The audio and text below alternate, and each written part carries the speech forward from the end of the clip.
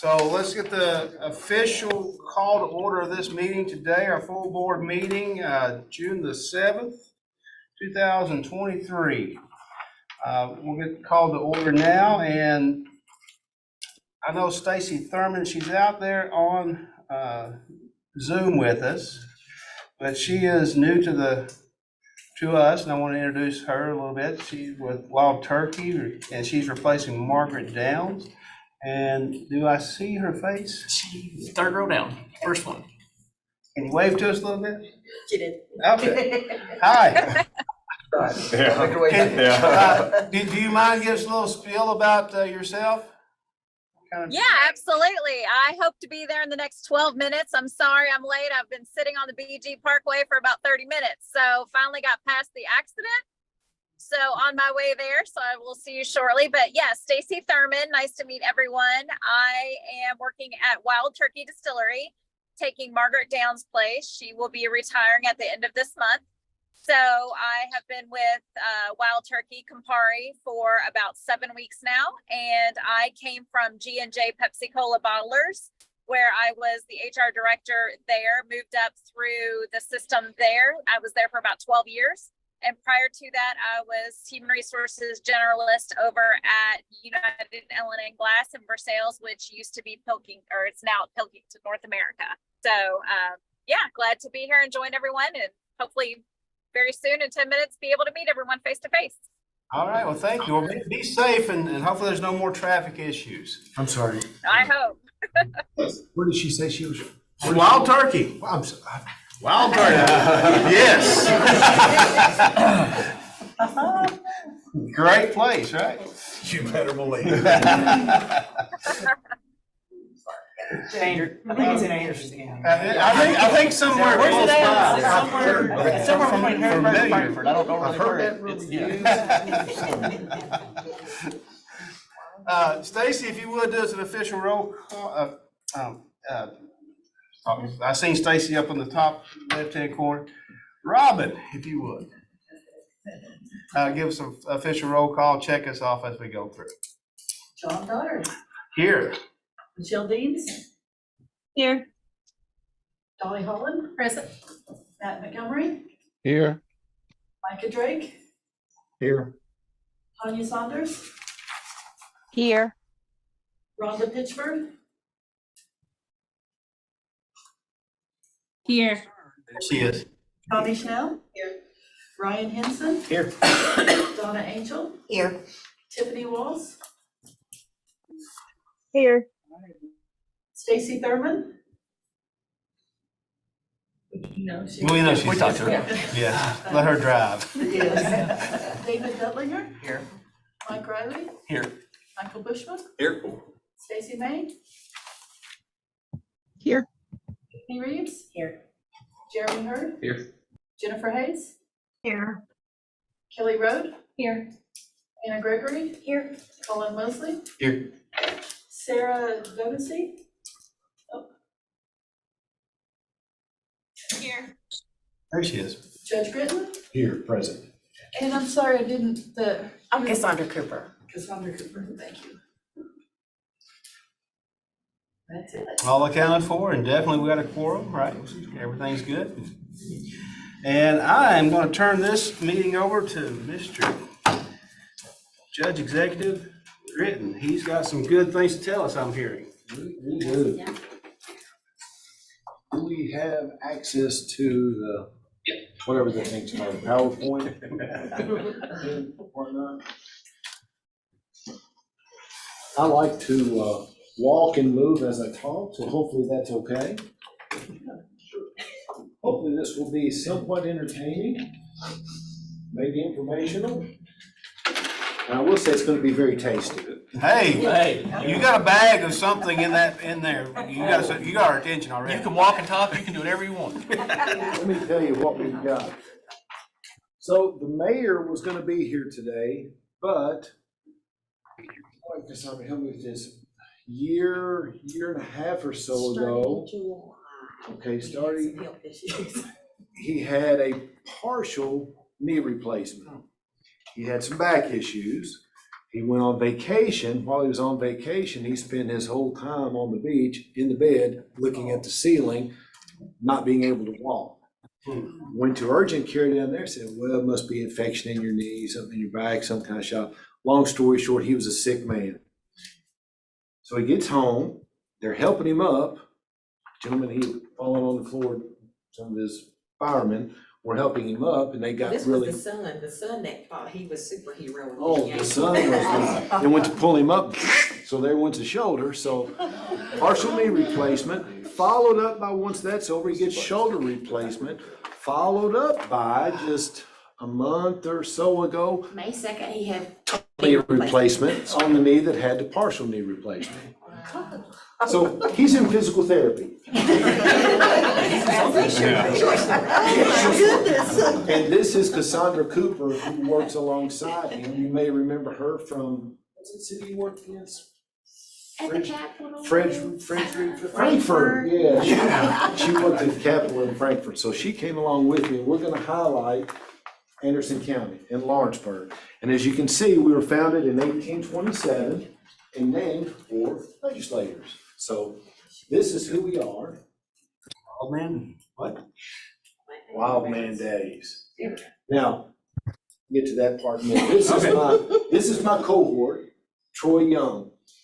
Every year at Halloween, we dress up and we go around the city to all the businesses. Well, not all of them. We go to most of the businesses, the schools, pass out candy. And we go to jail sometimes for good causes.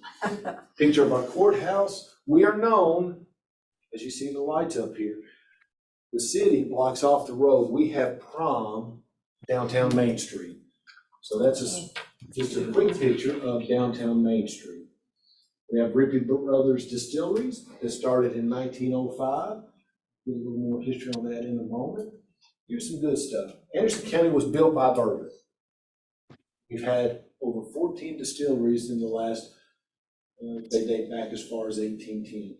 Story has it that some of these houses that are built by bourbon, you'll see one here, you'll see another in a second, that back in the day, can't confirm or deny, if there were any trestles or pathways from one to the other underneath the ground to maybe hide your spirits if need be during Prohibition. This is Dowling Hall. We are having a tasting the 24th of June, a new bourbon in honor of Mary Dowling. So that is coming out as well.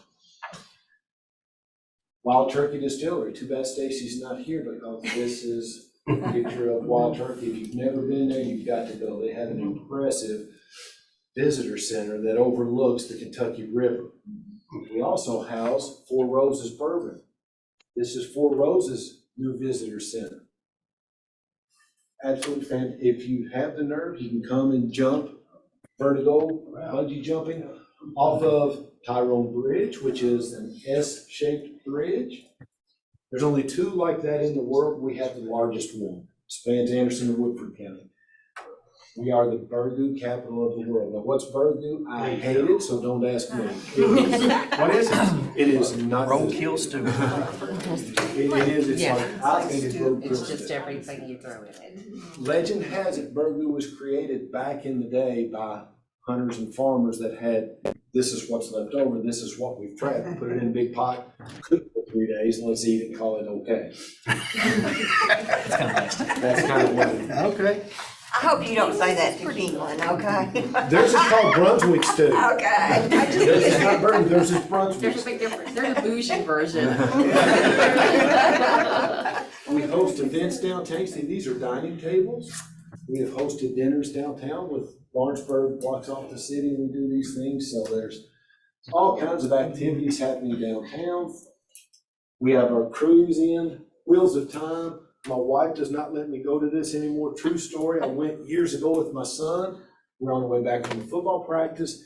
And let's go down and look at those cars. Okay, I bought one. That was not for sale. I took it home and my beautiful bride said, you can go no more. And by the way, we're gonna need to sell that car. Yeah. I kept it about 6 months. We also have a ghost walk. You can come down and take guided ghost walk tours around Lawrenceburg and our haunted Courthouse.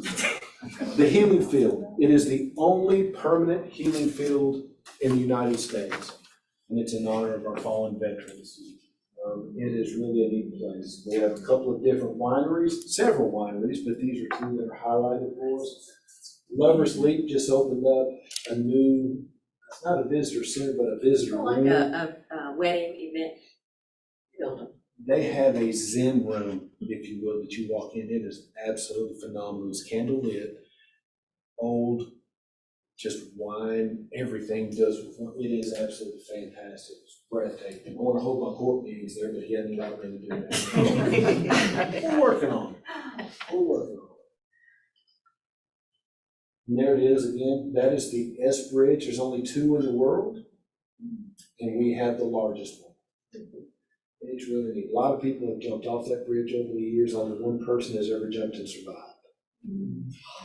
BGWIB House, this is another one of our bourbon-built houses that is downtown. They're all historic. The city has gotten, I don't know what you call them, they're not placards, but Historic banners that tell the Banners. story. right outside on our utility poles that you can walk up and say, I wonder what this house is. And it will have it. That's beautiful. So these are really, really Kind of fantastic. shows you the transition from the historic picture we just showed you to now.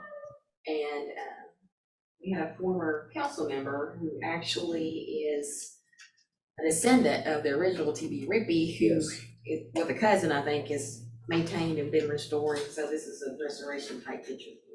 And that's where you have some tastings and different unique openings and things. And then we have Food Truck Fridays. The city operates what we call the Green, I think it's Century Park now, as it's called.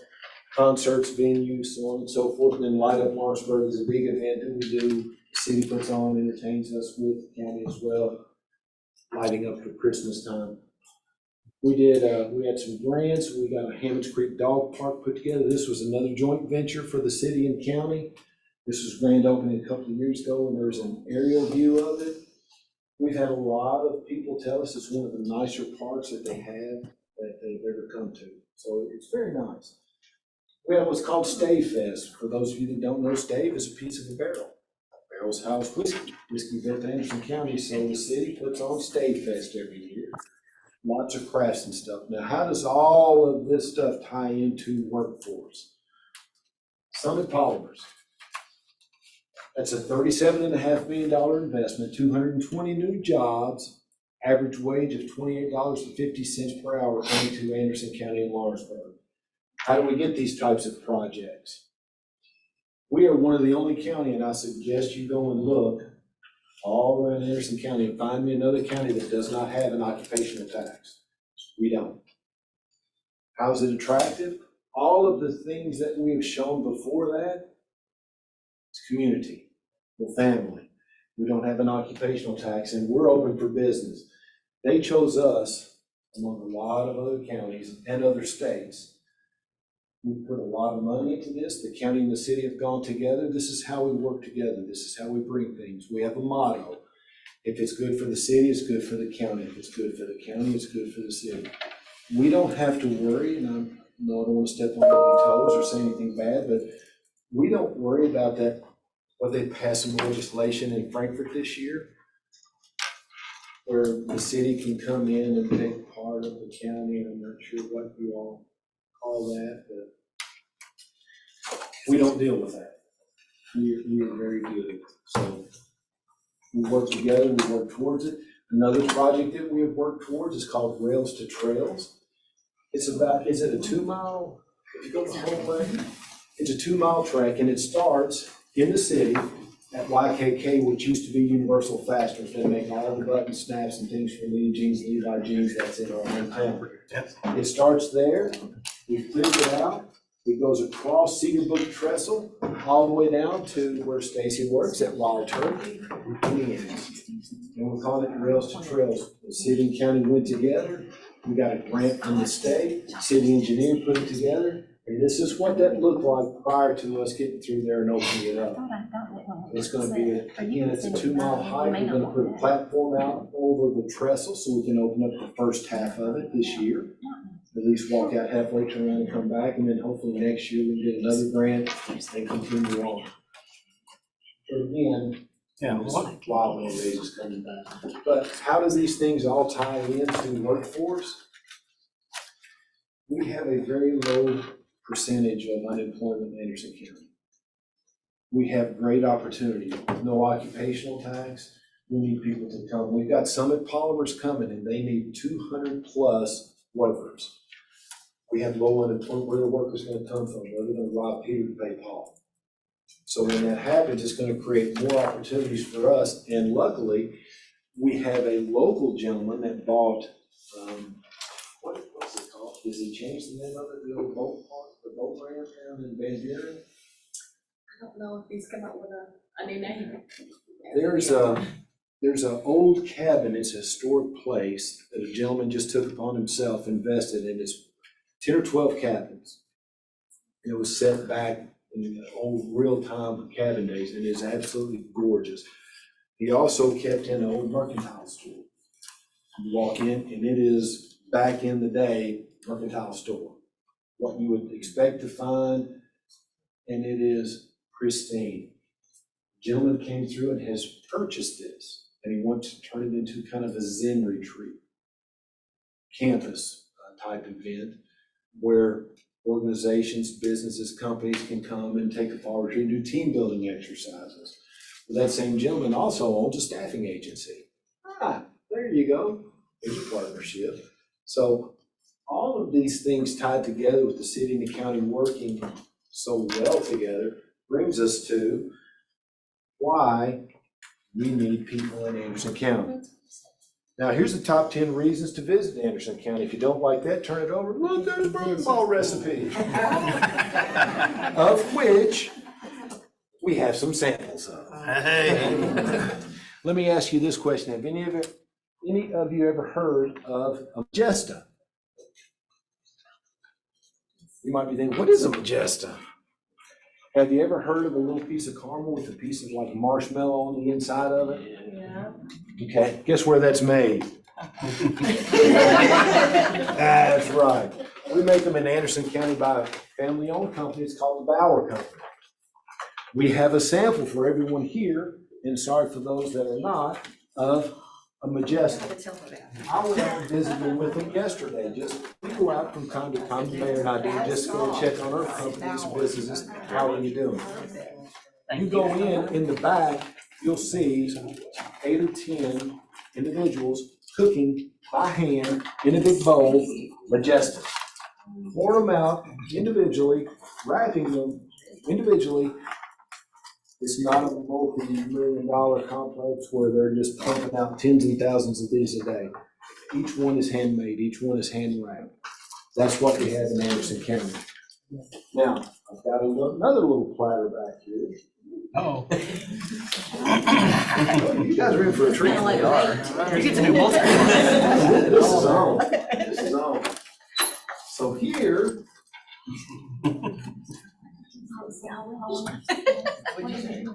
Some Palmer, plastic.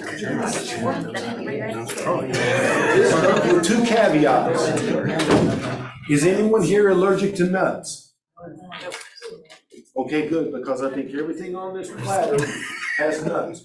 Does anyone in here not? Yeah. I'm not asking you if you drink bourbon. Personally, I don't have a problem drinking bourbon.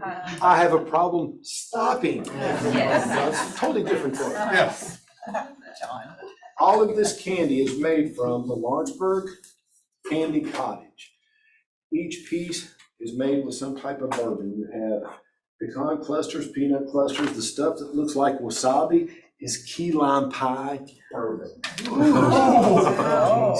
This is the newest strawberry cream bourbon. Bourbon balls, Buckeyes. So Okay, let me get a picture of that before anybody touches that. Now, That is beautiful. Now, John, it's not coming your way. yeah. that's Now, family what owned as well. company makes that? Or is it multiple different? No, it's one company called the Lawrenceburg Candy Cottage. Meetings like this, the card, I'll give you a card. So, reach out to him. Yes. Not owned. We are the burger capital of the world. Nice thing to take We to. are. And if you, again, it's hard on me because I don't like burgoo, but we have Big Burgoo Festival. And over 15 different recipes of burgoo. You can come down and pay a small donation, try each one, or get you a bowl of what you want and walk around and drink it and have just a knockdown time. I personally don't like burgoo, so I can't tell you which one's better or not. I will tell you, I did get involved in the burger eating contest several years ago as a promotion for, I think we had a young lady in our community that was sick and we were raising money. And the only way I ate it is I've had to douse it with hot sauce. And I put so much hot sauce in it, the only way I could take it. I just don't like it. It's an acquired taste is what you're saying. It is an acquired taste, and I've yet acquired that taste. But I don't know how you all want to handle the candy, but open it up, have at it. But all of this inclines again to, we're the only community that doesn't have an occupational tax of the surrounding Make the counties. best decisions here. We have 64, we have Bluegrass Parkway. We're right between Frankfurt, we're not too far from Lexington, 45, 50 minutes from Louisville. Just up the road is Cincinnati. We're at a great point of workforce. Currently, we are working with Franklin County on kind of a secret operation, if you will. If we can get that to go through, it's gonna be massive. But we have a lot to offer. We have natural gas, water, sewer. We have South Anderson Water Company that operates there as well.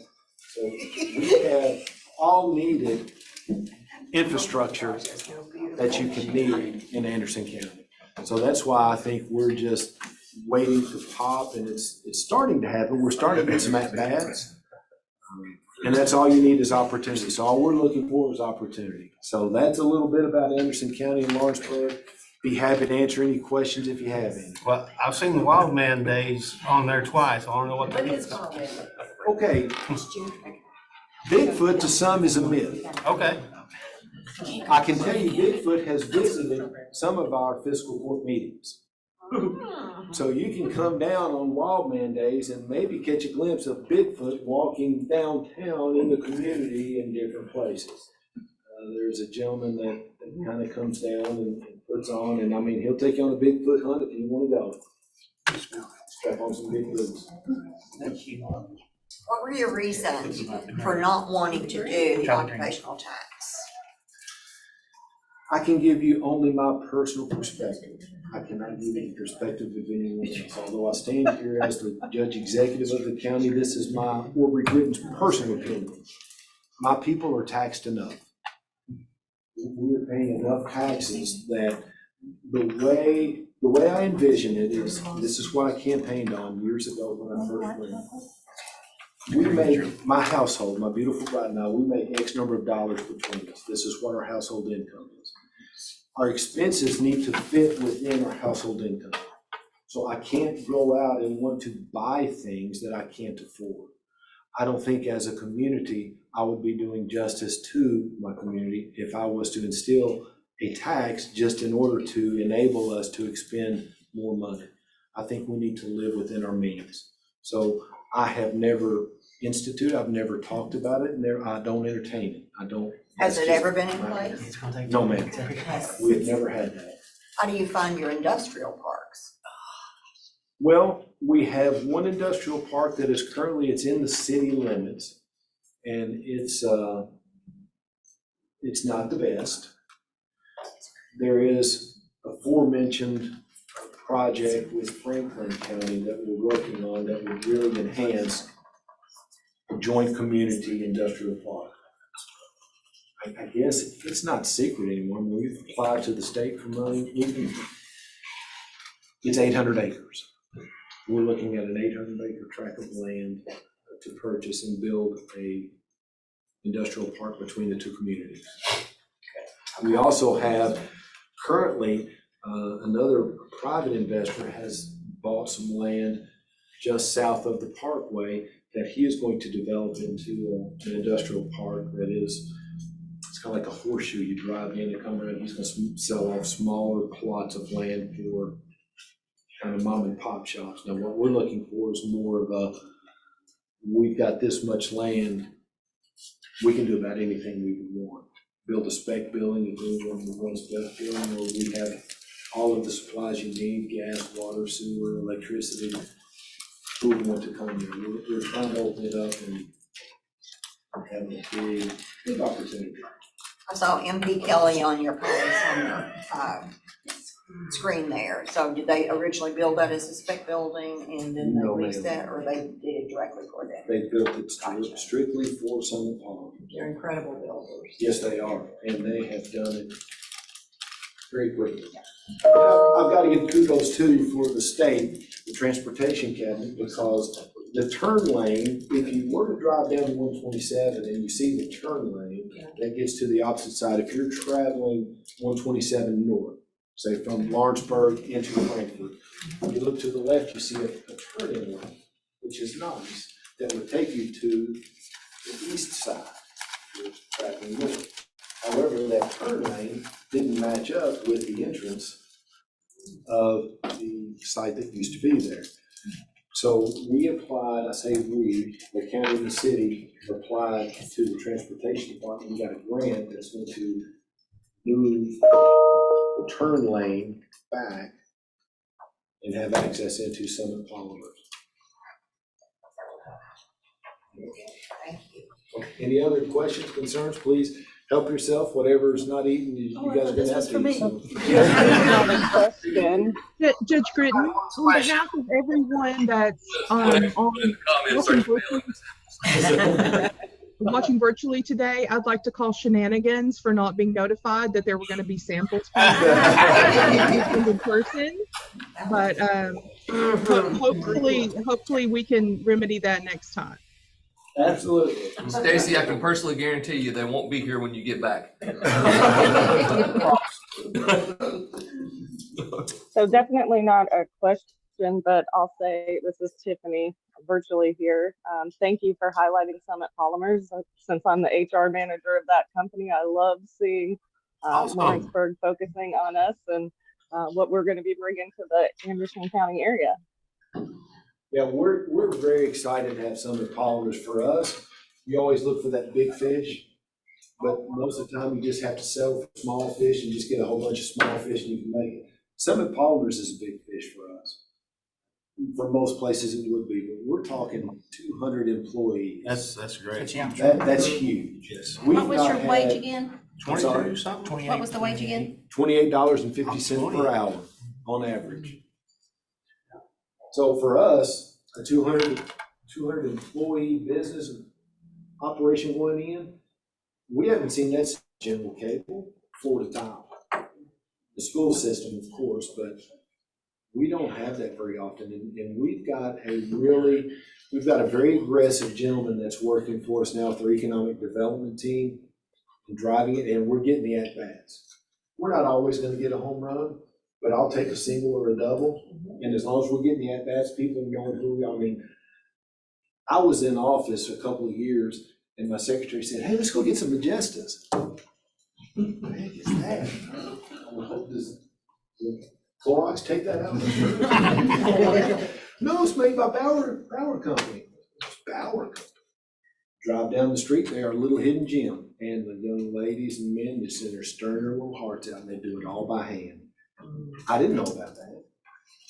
There's so much we don't know about our community until we really get invested into it. And that's one thing I'd really like to commend Cassandra. She just gets on it.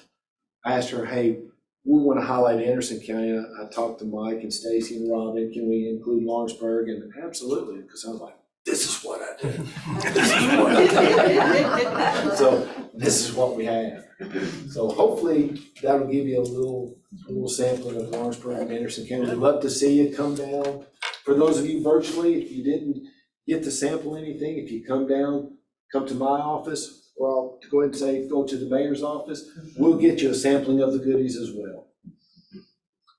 You're gonna have A bunch of people show up at this one. That's okay. You want to take? Thank you all. Thank you so much.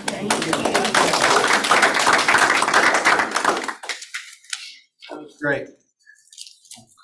It's got me interested in coming and visiting, especially the wild man and some of the haunting stuff.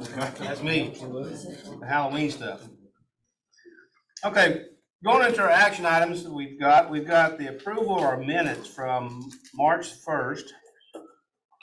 It was enclosed in your packet. And I hope everybody had a chance to review them, and if you have, and if there's any questions, comments, if not, we'll ask for a motion to approve. Motion to approve. Motion to approve by Dolly, One second. and a second. All in favor? Aye. Aye, or wave your hand on the screen. Thank you. First action item's out of the way, approved. Our second action item is our financial report for April. It's enclosed, and Colin is to talk to us. There he is. Thank you, everyone. I'm Colin Mosley, the workforce accountant here at the ad. And so we've got our April report. So what you can see here, we've got a chart here breaking down the full fiscal year. As of the end of April, we were 84% expended on our FY23 budget. That's the overall budget. And our admin was at 92% expended. That is compared with 94% at the same time the year before. Our adult expenditures were at 100% expended compared to 81% the prior year. Dislocated worker was at 41% as compared with 84% in the prior year. Our youth was over budgeted. It was at 103% expended through April as compared with 89% the prior year. And then in our youth program funds for work experience, we were fully covered on our requirement at 236,000 spent. So if anyone has any questions? Oh, and we're kind of down just because of funding programs compared to our Correct. year. So as previously stated at the prior board meeting, the issue that we faced was our budget was much greater than what funds were in existence. So, and the reason dislocated worker is at 41%, as it's normally much higher, is because most of those funds have been transferred to cover the other areas that are much more necessary, yes. And those can only go between dislocated worker and adult, just to be clear on that. Adult programs. Correct, yes. Anyone have questions about the April financial report?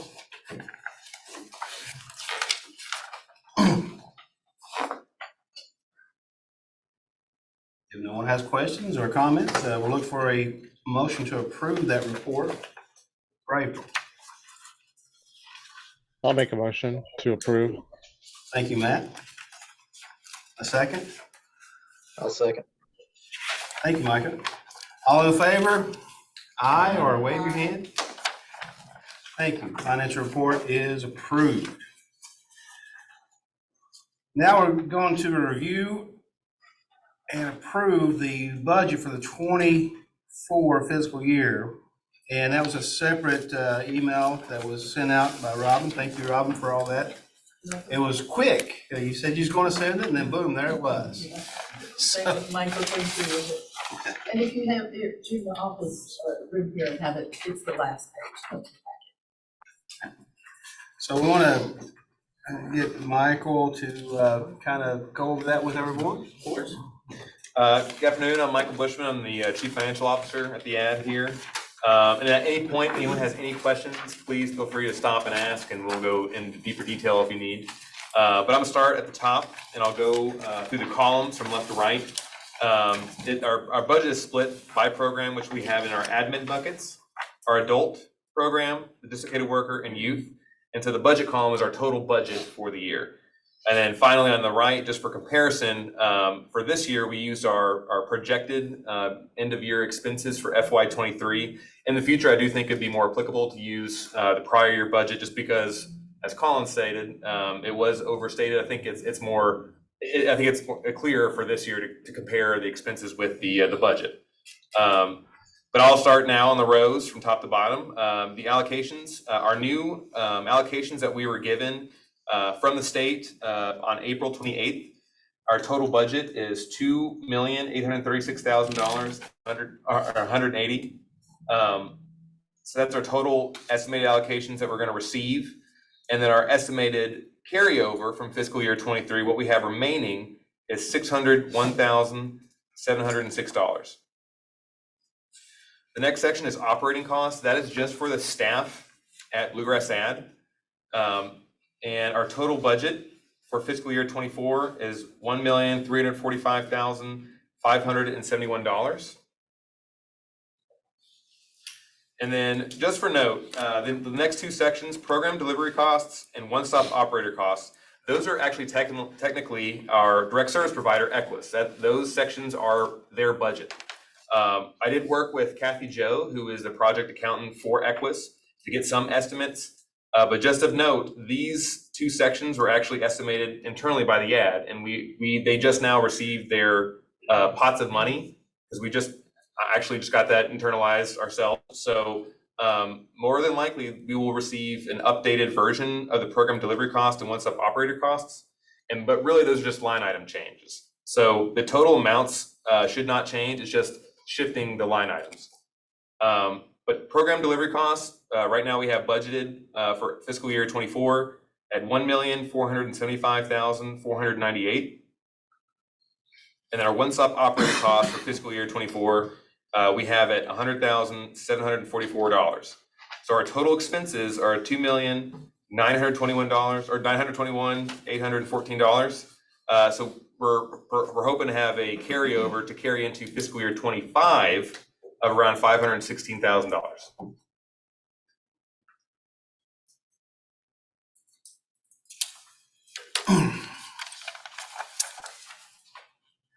So this is the budget we're looking at to approve for this meeting. So. I have a question. Yes. Talk a little bit about the carryover, because I didn't expect it to be, I didn't think we were gonna have that much, so help me. Sure. Well, so a lot of it has to do to try to be as clear as possible, and I may not get too in the weeds. It really is there is an issue with timing of payments, because these grants have a life value, where that's what those dates are at the beginning. Some are available July 1st, some are available October 1st. Now, some of our expenses that we've kind of discussed in prior finance meetings and board meetings, because the timing of grants available to us, we didn't have workforce grants that covered these timelines for Equus expenses. So they had expenses that we could not cover. We didn't have enough funds available. Essentially, we ran out of the funds that were available to us through that date. So because of not receiving all of that, the funds from the state to cover those, that bumped up our carryover. We initially were thinking that we were going to receive enough funds to cover those overages. We did not.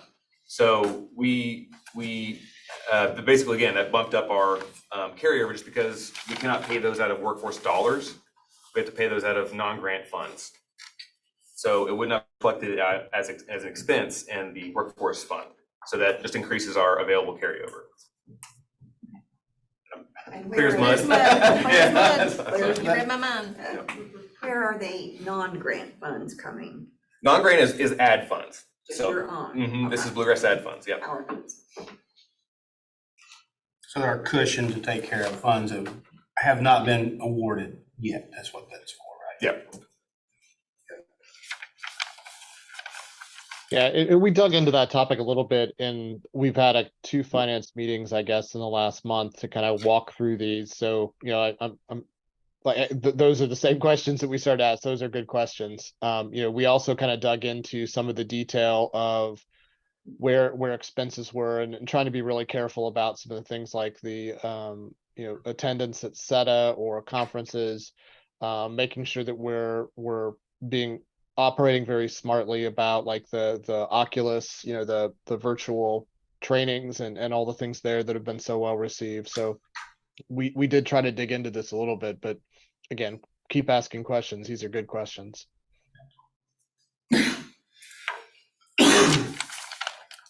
So one of the things that was kind of discussed a little bit was, because of all this, just a real quick brief, and I'm gonna tag Mike in to talk about staff and outcome that we're projecting for this to go with. Okay, so some of like the operating costs for the ad. Yeah. So one of the things that you'll notice for the operating costs for staff, the budget is $697,765. What that includes also, one of the adjustments we had to make, so that will include having a workforce director come on board in January. That gives us from June to January that I can, if it pleases the board, I can still serve as that in that interim capacity to get us through December 31st. That gives us 6 months where we're able to more or less save the money in the workforce, because one of the things that we were really close on when we were drafting this budget was in the administrative category. So we were cutting it really close with administrative funds. So one of the things that we were able to kind of put in there was to leave me in that interim capacity through December 31st. That gives you 6 months. That way we can bring somebody else in on January 1st. And by then, we should have a lot of the things set in place. We should have a lot of the changes made. That allows a new director to come in with pretty much a clean slate and pick up and go and make their own path there. Also, some of the things in the budget that you'll see on program delivery costs, you see that there's a pretty big discrepancy on staff there from $598,000 in the proposed budget to the $1 million from the year before. And that is because with the reduction of funds, it kind of lowers the amount of people that we're going to be able to see that will be able to enroll into WIOA funds. So what we're doing is we'll be reducing the amount of direct service staff from 24 this year to 9 next year. Functionally, what we'll have is we'll have our project director, our quality assurance manager within Equus, Kevin Moore, and then our one-stop operator, Kathy Jo Ruth, who's the project accountant. Then we'll also have 4 talent development specialists. Historically, we've had adult and youth talent development specialists. This year, because of the lower caseload, and also just something we're wanting to move to for cross-training, to be able to provide more comprehensive services, we'll just have a talent development specialist that will serve youth and adults. And then we'll be bringing on board 1 business service specialist within Equus as well. So that makes up the 9 staff. So that's another reason you see a discrepancy in the funds, is the reduction of staff that we'll need on the direct service provider component.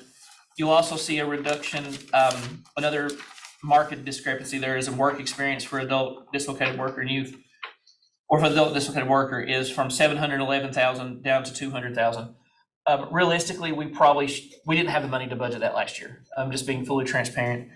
So there's going to be a ginormous reduction there. I believe, and Tiff, you can correct me if I'm wrong, I believe this last program year, we enrolled about 500 people through November, December, which was just. It was too many. It was too many. It was more than we could sustain. It was more that we could really handle moving forward. Like we wouldn't have topped that bar ever again, probably. And it was putting us on a path that really we needed to slow down. And we knew that even before the funding issues, that we kind of had to put the brakes on a little bit, because we were getting a little bit more than we could control. And that's not a bad thing for anybody or anything. It's actually a part of the success of the workforce program. Every initiative that we tried succeeded. Usually you try 3 or 4 things to see what works. Amy had a great plan in place and had great staff and great programs. Everything worked. Every initiative that we tried, every different recovery house, every different avenue of programs, thinking that, hey, let's see if this is going to work. Not only did it work, it succeeded, and it went past our expectations. So the numbers that you see here, as Michael mentioned, these line item numbers will change. We may sit down and we'll meet with Jennifer and the Equus staff and Tiffany, and we'll look and say, hey, maybe we don't need $150,000 for training. We need to move some of that to youth work experience. We have one of the more successful youth programs in the state, hands down. We serve a lot of youth in the Bluegrass region, and a lot of other areas come to talk to us about how we see that success. So there'll be some shifting of these line items. Also, the thing about the reserve funds, I just wanted to mention, we didn't anticipate having that carryover, as Michael mentioned. We were fortunate the state worked with us to identify some funds that we could get to pay that back of the money that we didn't have with a shortage of funds for. Now, the downside of that is with our 2024 allocation, we had to pay those back. So that $2.836 million budget you see technically should have been $3.2 million. But because we had to take care of some other obligations, it reduced our award this year. So one of the things we wanted to do with the reserve funds is off the top, we decided to take $200,000 and set aside to make sure that we at least had something to roll over. And then since we did have this unanticipated carryover, we were able to carve out about 300 or so more thousand of those dollars to carry over so that this time next year, when the next director is sitting here and you're working on next year's budget, you don't have to worry, are we going to have any money to start us off for the next year? We're putting that reserve in place. Now, that does mean that this year will be a little bit more lean. It'll be a little bit more of a tight budget. For those of you that like Dave Ramsey, follow Dave Ramsey, it's going to be rice and beans and rice this year, but that's okay. When we initially went through this, we talked about getting things kind of back on track financially, and we were thinking a 3 to 4 year turnaround to get us back operating where we were. By implementing these measures this year, we're able to put this reserve funds. So we're going to start next year with $516,000 in reserve funds already, on top of anything else that we may save over the course of the year, because we're going to be as frugal and as cost conscious as we can be this year. So there might be additional funds that we can reserve. And then with the $400,000 we'll get next year that we don't have to pay back, that puts us at $1 million carryover, which is kind of where we were before. So that really, instead of us having to wait 3 to 4 years by nickel and diming ourselves to death, we take one good punch, and next year we're just about back where we were as far as funding. And that doesn't mean that we're going to have to sacrifice this year. It just means we're going to have to operate differently. The VR technology, for example, has been phenomenal. The outreach that it's allowed us to do, the participants that we've been able to go to. We've talked internally in staff meetings, and I've talked with Jennifer. One of the things is, instead of looking at how we do maybe some of the work-based learning placements, some of that, we look at how do we do direct referrals for hire. Yeah.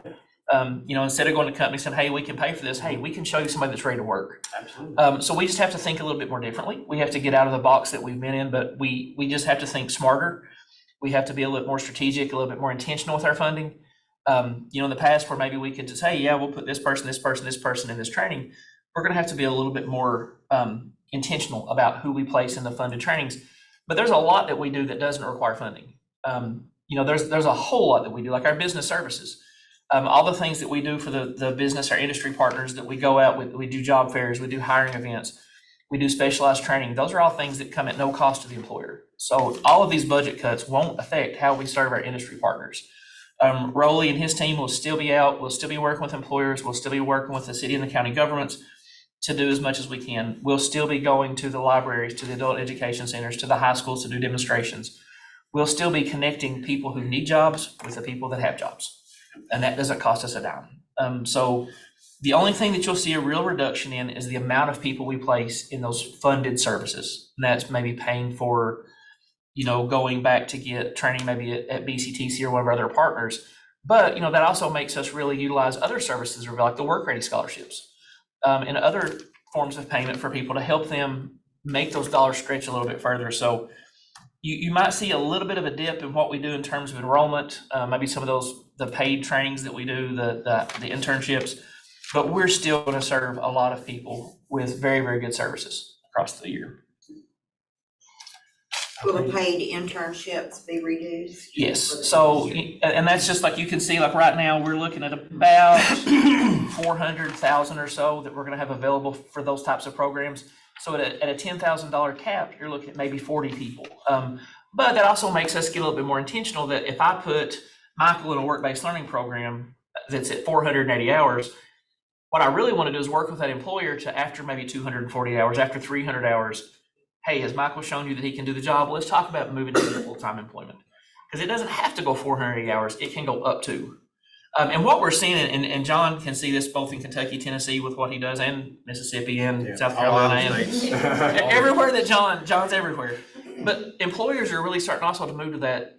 When they come to us for these internships, they don't necessarily want us to pay for somebody for 480 hours. They want to identify talent. They want to find somebody that's going to come to work, that's going to show up and can do the job.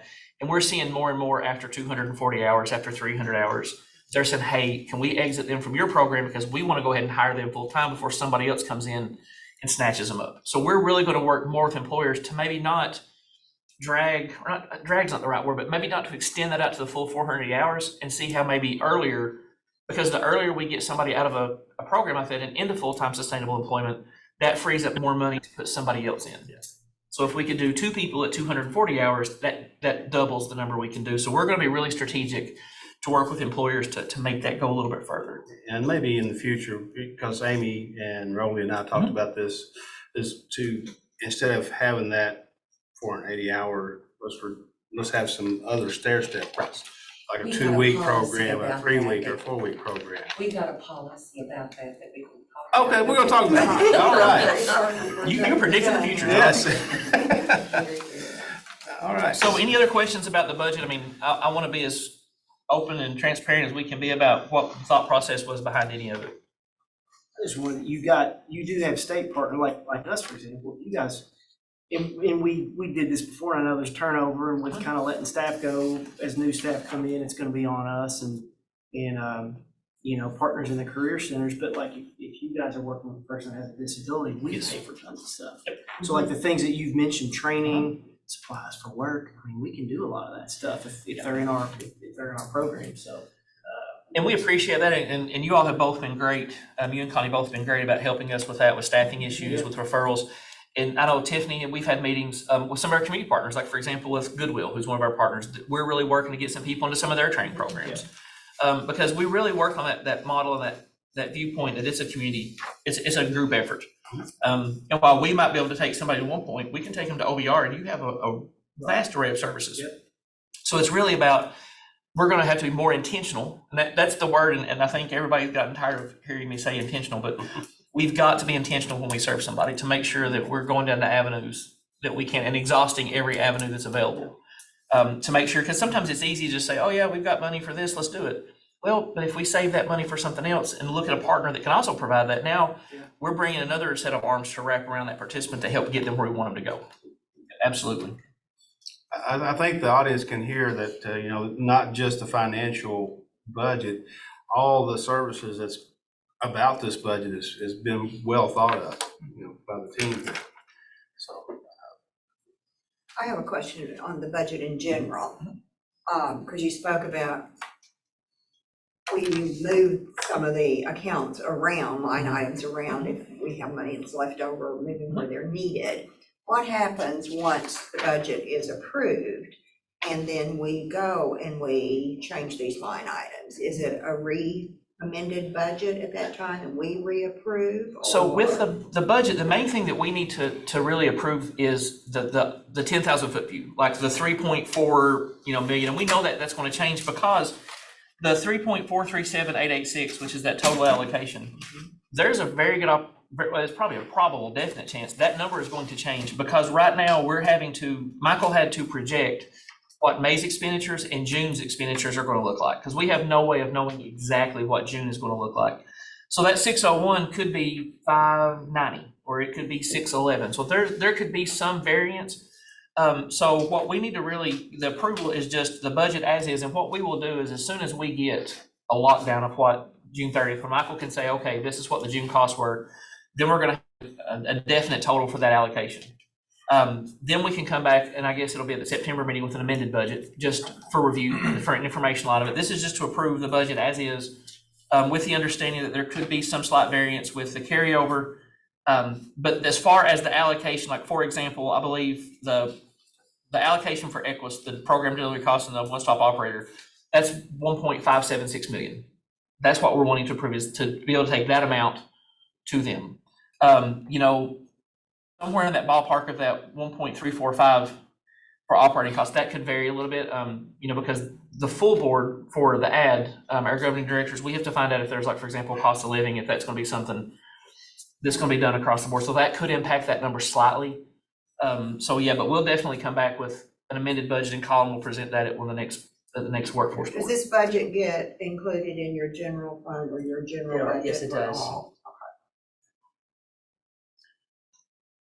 Thank you. On the cost of living, and then you're cutting out a director till January.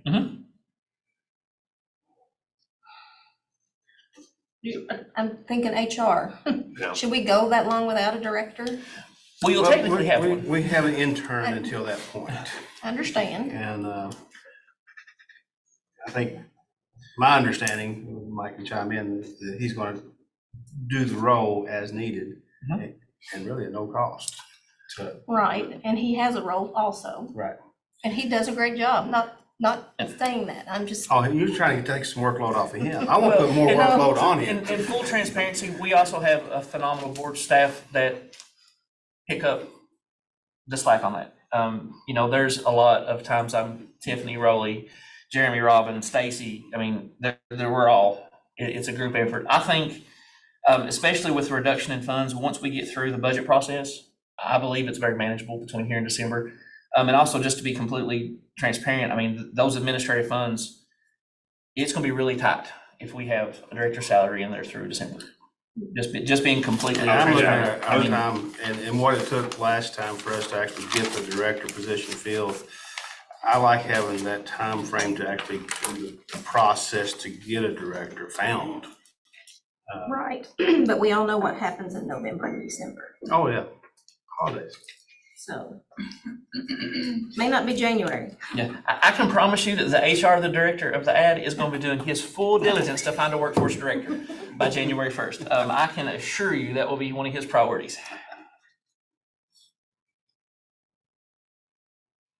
Did you say, Michael, that we are reserving funds though to be prepared in January, or will that be in the next? That's built into the budget, is Okay. for starting January 1st, to have a director salary. Yeah. And the COLA is in there as well. The cost of living isn't in here. That's It's something that not we in would this have one. to, there would be some variance there. And the new Would that director be in wouldn't apply, September? the new director wouldn't apply for a COLA raise. Because that would be done in July. And then, as Mike was saying, just to be fully transparent, just so we're aware, the funds to pay the director come out of the admin. So if we did a full, again, just because of how we spent, we literally moved so many of the admin funds to program the last 2 years to cover the expenses, that obviously drained what we had available. So at what we're trying to bring in, historical costs for a director, quite simply, we couldn't afford it a year.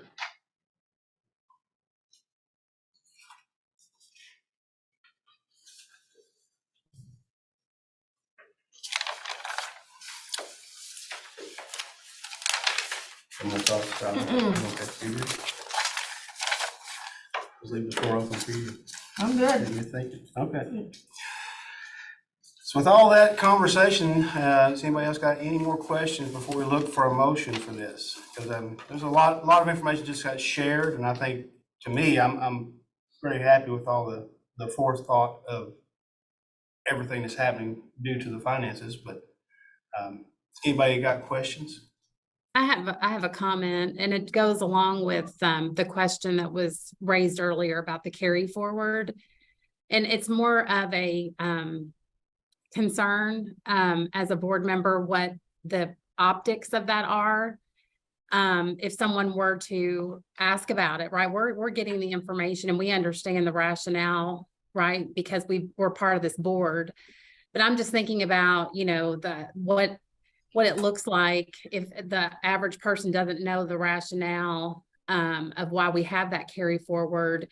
It's to cover programming costs that were incurred in May and June. But I'm thinking about the people that lost their jobs as a result of, the accounting issues or whatever the issue was. So it's just more of a comment. I don't know how other board members feel, but I just, I don't know if there's an opportunity to, if someone were to, know that there was a carry forward balance and doesn't understand what we understand now as board members. So again, just more of a comment.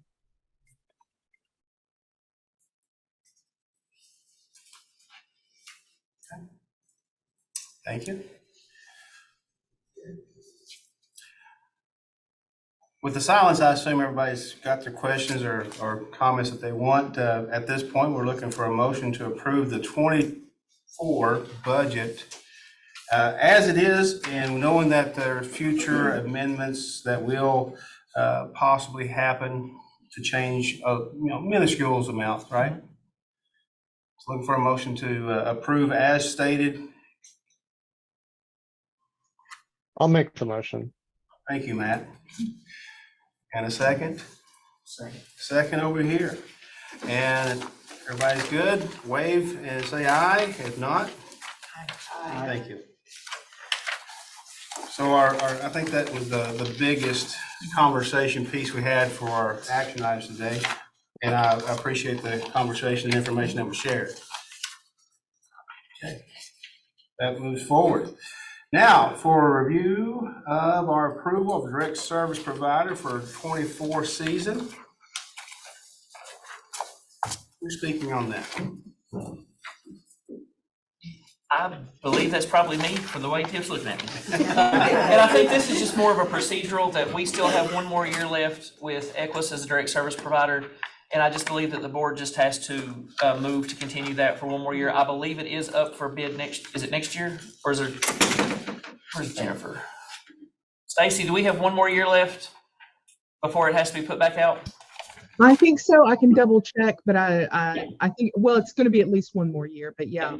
So procedurally, I believe what we're doing now is just the board would just confer to proceed with Equus one more year as well as a one-stop operator. As Kind well of as a like one-stop D&E kind of go together. Yep.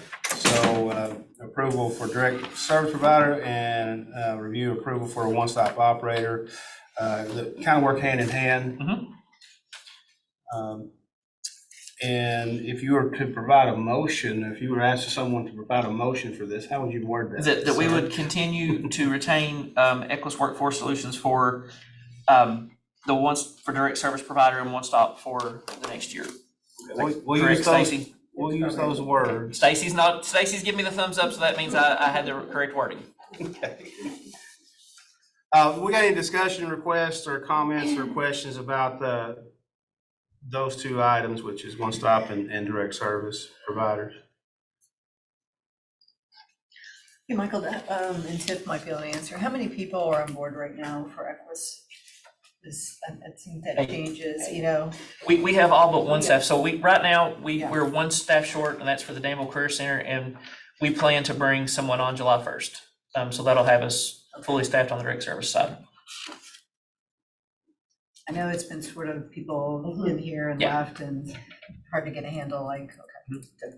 We also have a business service staff that we also will bring on in July. So I'm sorry, there's two that we're missing. We're currently operating with 6 staff. Okay. Yeah. Jennifer? Missed one. So the motion was stated by Mike here to keep those and whatever elegant words he used. If there's no more discussion, we'll look for a motion to approve that. And for a next year, will be a more revisit, hardcore look ahead at that, right? So let's, Matt? No, I was just gonna say, I mean, I think after the partnership and the flexibility as we work through these challenges, it would, I absolutely support that moving forward. So I'll make the motion. Thank you, Matt. Absolutely. And looking for a second to keep our current partners in place. I'll second. Second. And all in favor, aye? Aye. Thank you. That moves forward. Not a problem. Now we've got an action item that requires quorum for sure. And we've got some electronics and we've got some computer assisted stuff that I'm gonna let Jeremy or Robin explain to us and everyone what to do. Jeremy is sending out the link to those online to vote for the executive committee members for every position. No one is challenging the person, but there is a write-in spot if you want to write in a different name. So everyone can go ahead and vote. And the one those in person, just turn your tablet on and it should be to that page to do your vote.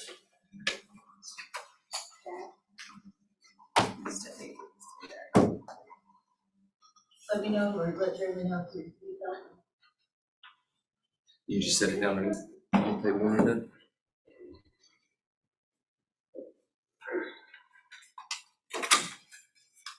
This is much better than the little pieces of paper we did back in the day, right? Little pieces of folded up paper, write a name on it, and then somebody run to the back room and count them. We're moving up, we're moving Yeah, up. moving up. What does it taste like? It looks kind of like a. It was all over my teeth. Oh. Probably goes good with bourbon, right? Everything goes with bourbon. Everything goes bourbon. Looks like there's one person that hasn't voted. It's loading for me, so Okay. maybe I'm that person. Okay. Here it is. Sorry. Waiting on Matt. Yeah, I was trying to figure out who to write in against me, so. Yeah. All right. I would say Santa Claus, but then somebody called me Santa Claus the other day, so. That's brutal. Just this one row. I'll replace the Bernie. That, was a surprise. Everything on that tray. Well, Okay. Yeah, that's a problem. It was really good. Pass it around again. Pink and white. We've done that on rolling. We're just getting more. Right. And now, I'll send that to you. And this is not for me, I'm taking some to Stacy. Sure. That one's for me. okay, Jeremy has shown me the official results, and with no surprises, everybody that is on the executive team was reelected to the executive team. So congratulations to us all. So Matt and Micah out there on the Zoom, and then of course Dolly and myself, we remain in our same positions for this next election cycle. Oh, we've got to make them, okay, thank you. I was informed we need to make a motion to accept the results as were stated. Unanimously voted. Everybody who's in favor of the election as it was, keeping the exact same people in the executive committee, vote by saying aye. Aye. All right.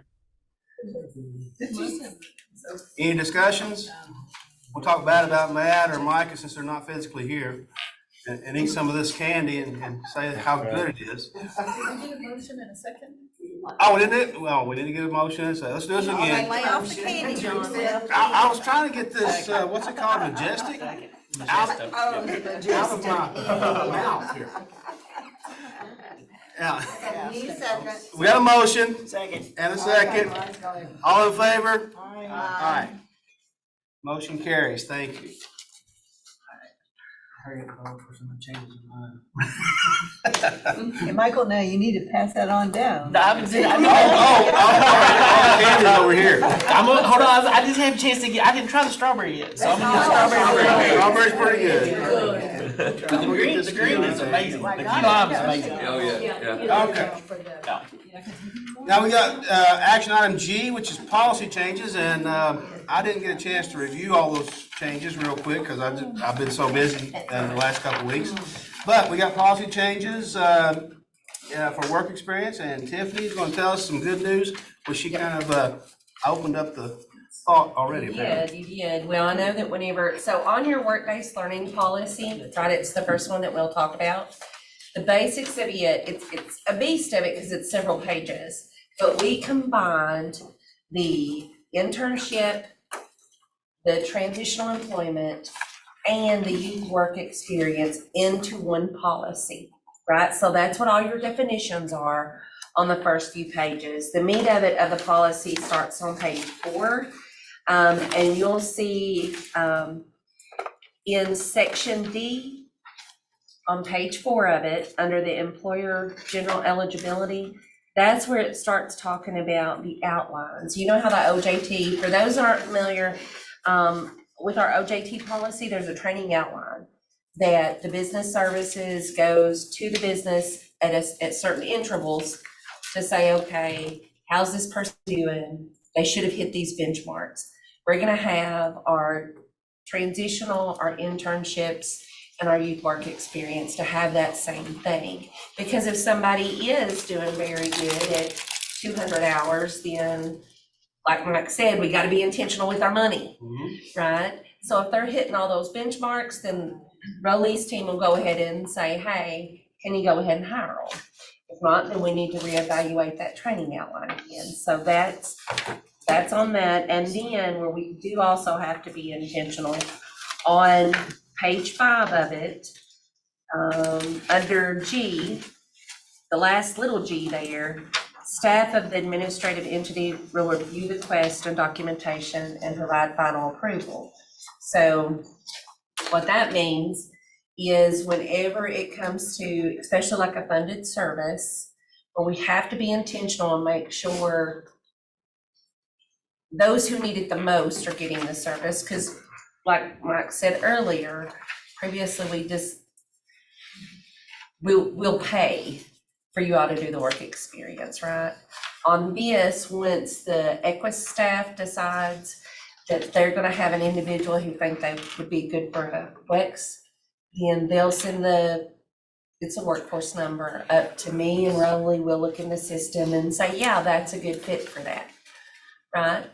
So that's the work experience one, okay? What question? On this one, I know a little bit later, you've got it highlighted in yellow what the changes are. So these just don't have the yellow highlight for what's changed. You're just telling us. On this one, yeah, I don't think it's highlighted. It's like a brand new, it's just all kind of. Yeah, Matt, that's the reason it's not highlighted is because it's an entirely new policy. It's merging a bunch of old policies together, but the policy itself is entirely new. That's why there's no sections that are highlighted in yellow. We'll get down the weeds on this because I've been part of this, employer on this side of this ideal multiple times. Yep. And to me, it was like a little bit too good for the employer. What I mean by that is I was getting basically 12 weeks of a person coming and learning and working. And then they would get subsidized with tools and gas money and through other wraparound services, boots and all that. But then after the 12-week time period was up, whatever was left was rolled over into an OJT contract. And I'm thinking, as an employer, I thought, I already got a good thing. I don't need the extra thing. Can we somehow make sure that we're not like throwing extra money out there after, because if we do one service, we don't need to do the other. That's my, and I'm the one that probably took most of this. Yeah. Because. I mean, that might be ugly to say, but yeah. Yeah. And it's good to get the perspective from the employer. It is. I had a good employee. I don't need them to continually subsidize the, extra stuff after I've employed them myself. Right. So what it allows us to do is, since 2017, when we started doing this internship stuff, I thought it was a great thing. But if you want to look at it, silver lining in all this is that it's given us an opportunity to sit back and kind of reevaluate the work experience, because it was actually too good to be true, like you're saying, John. But what it has allowed us to do is, even taking guidance from the Department of Labor when we were doing the OJT, is kind of like, what are the needs? What is the need of training? So that gives us a chance to do that training outline, and that's where that comes in. So now we're focusing on, okay, what are the skills to be learned at the work site? These are the skills they're going to focus on training these individuals and whatnot. And also, it gives us a chance that, hey, look, at 160 hours, okay, so now this is a good fit for the program. They're good to go. You will kind of help guide. I'm just, correct. You'll help guide that with the employer, say, you know what, after so many weeks, do you feel that you would have the employee trained to a satisfactory time? Correct. Put them on your payroll. Correct. And if they score well, then the goal is like, hey, look, let's go ahead and take them out of this work experience and let's go ahead and put them on your payroll, because now they're getting the benefits that come with the employment piece of it. So that helps with that. And then look, if we can save a little bit of money here, then we can utilize it somewhere else. Yes. And then also, look, I hate to say it, but nothing against the employer or nothing, but like, it ain't a 50% coupon. It's more of like, how can we focus on this individual and make their life better going forward, and how can we invest the money with this job seeker? So what we didn't want is that utilize the entire 480 hours and then the employer come up with some sort of excuse and go, oh, by the way, we don't want you. Right. So, but it was too easy for an employer to take advantage of. Again, I'm on the employer side of this. And of course, I made sure that we were doing things the way we should have been. Yeah. But then, again, that 320 OJ, whatever the OJT equaled after the fact, I've already got a good thing. I don't need that.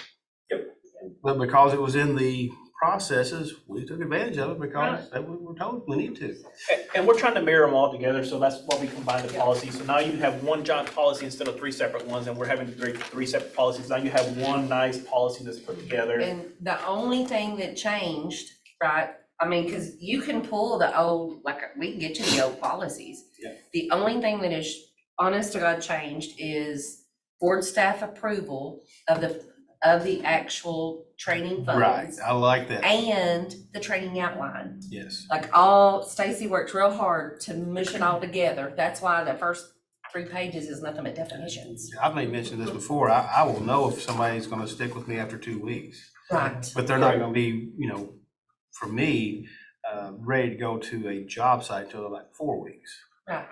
And the approval piece is kind of like, it helps out, their staff as well, because, we could be the bad person and say, hey, look, based on looking at so-and-so and average Joe's background, you have a world of manufacturing experience. I don't know that doing a work experience is gonna be beneficial to you. How about we just talk to the employer, these Try to get relationships that we employed. build.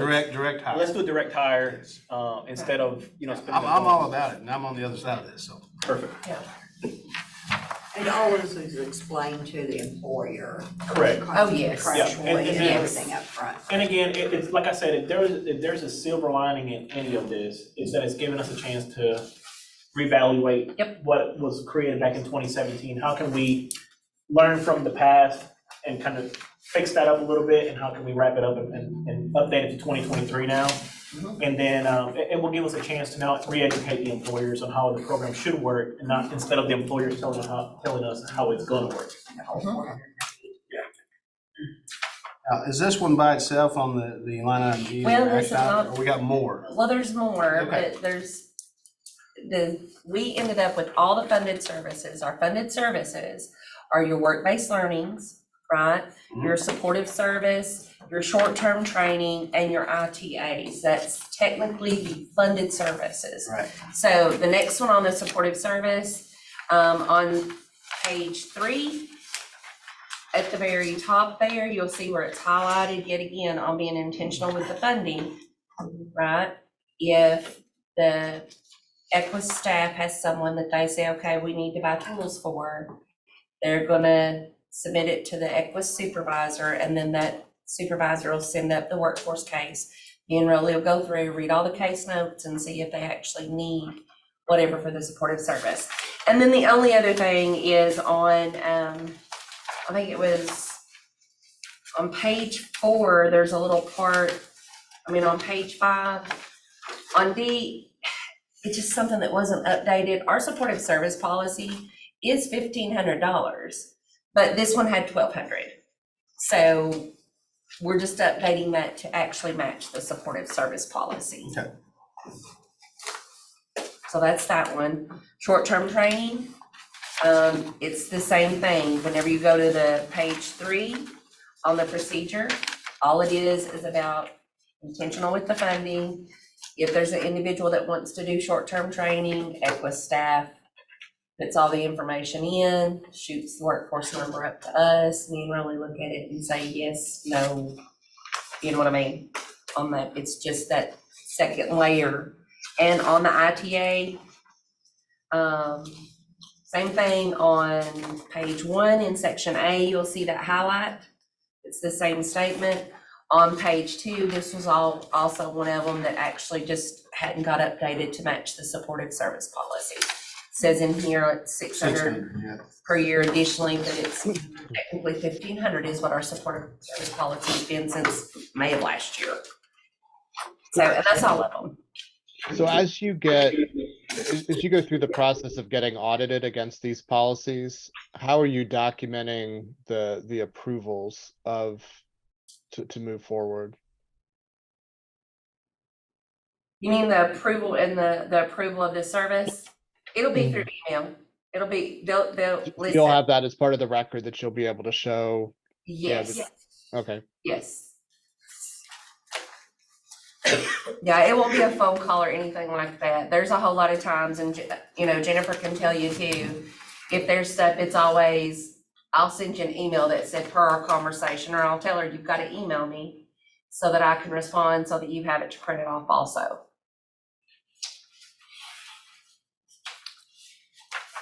And just for, in the weeds stuff, for me and any other employer, once you establish what the needs would be, like a checklist, this amount of time is whatever, this amount of funding is for whatever, some type of quick bullet item on what is going to be provided through a contract agreement between us and the employer. You create something like that. Because it gets a little, for the employer side, it gets a little fuzzy. What are we doing? Just a bullet item. Sure.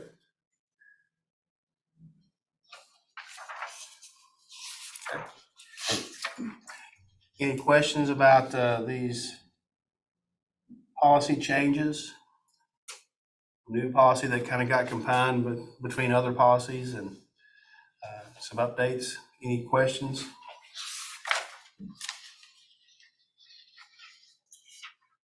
About that? Nope. You got questions? Nope. No questions? Well, what, internship, youth work experience, what was the other one? Oh, the supportive service, on the combining all of them? Yeah, The transitional employment. that's what I didn't get, thank you. Yeah.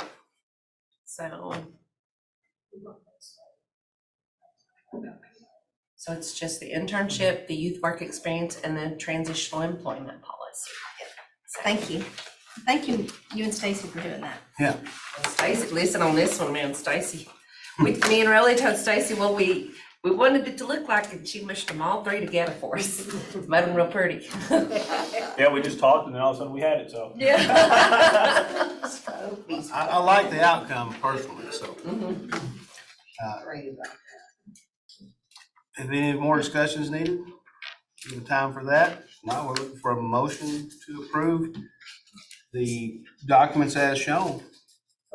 So, got a motion over here? Second. Second. All in favor? Aye? Aye. Matt, did you wave?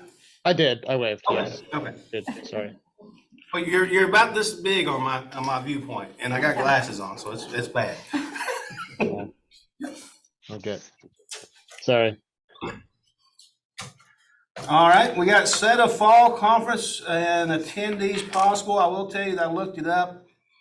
Orange Beach, Alabama, September 17th through the 20th, coming up.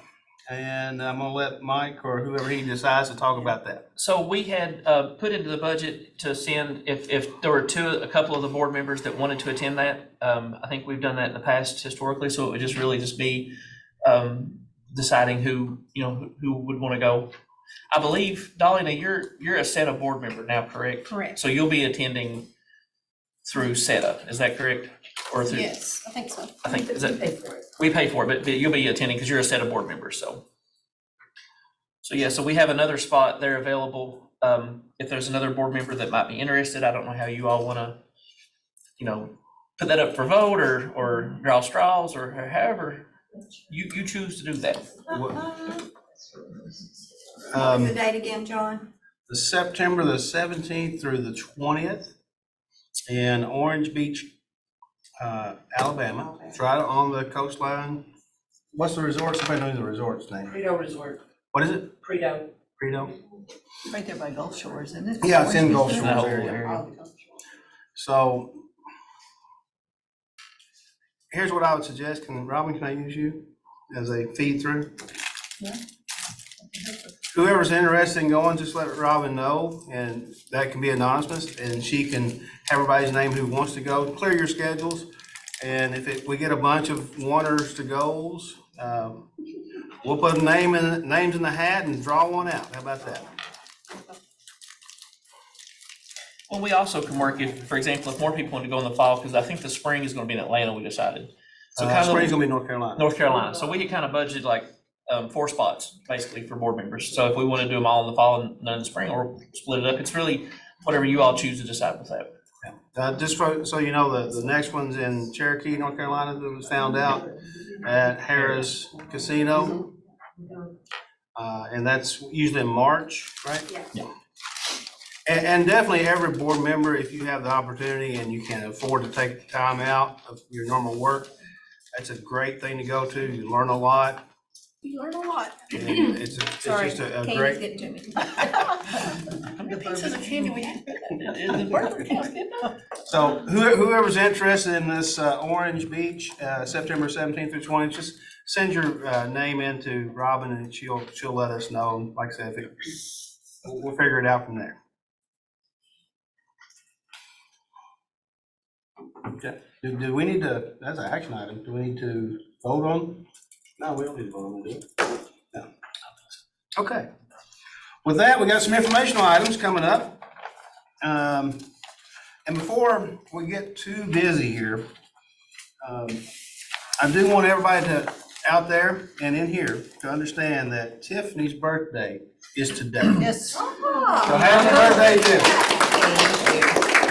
She got a cake, didn't she? Instead of cake, it's a bourbon. Well, listen, That should be her platter running around. Look, I'm not yet fat, but I really don't like cake, so bourbon's real good for me. Bourbon That's sweet. pretty good, didn't it? And you know what? This makes me mad because I didn't make it to Memphis because ice cream infused. Yeah, alcohol infused ice cream at that 5 and Dime store on Bill Street. Great. Oh. Yes, great. Okay. Okay. Office coverage, Kentucky Career Center Bluegrass locations, board staff.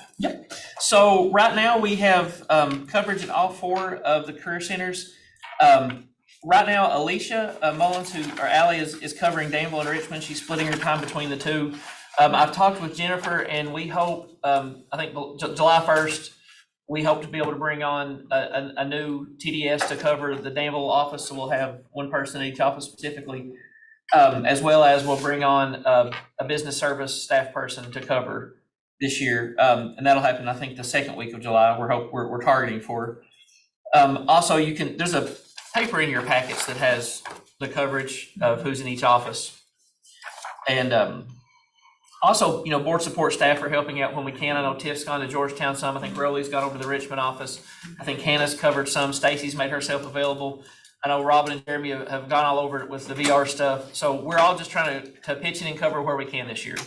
And it's, we're just kind of looking at it as a team approach. So we have, just so you all know, every Monday we have a staff call for workforce. We don't do 2 separate ones. I think there for a while, Jennifer had her staff meeting on Mondays, we had our staff meeting, and then we kind of shared from the 2. So what we've kind of done is we're taking that we're all in this together approach. So every Monday morning we have a staff call because there's so few of us now. We all just hop on a Zoom on Monday mornings. We talk about the main things are who's covering the offices this week, what events do we have going on this week. I know Todd has worn a lot of hats, one-stop operator, VR tech, business services, job fair, and I think right now he's about a construction project manager for the last couple of months. I mean, I'm expecting to go to the career center and see Todd with on those stilts putting up drywall mud because he's done everything else over there so far. Don't forget on-air personality. Huh? On-air personality. On-air personality, yeah.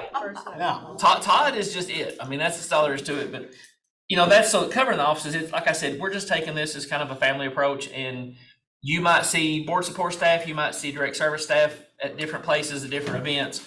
We're just doing what we have to do to get it done.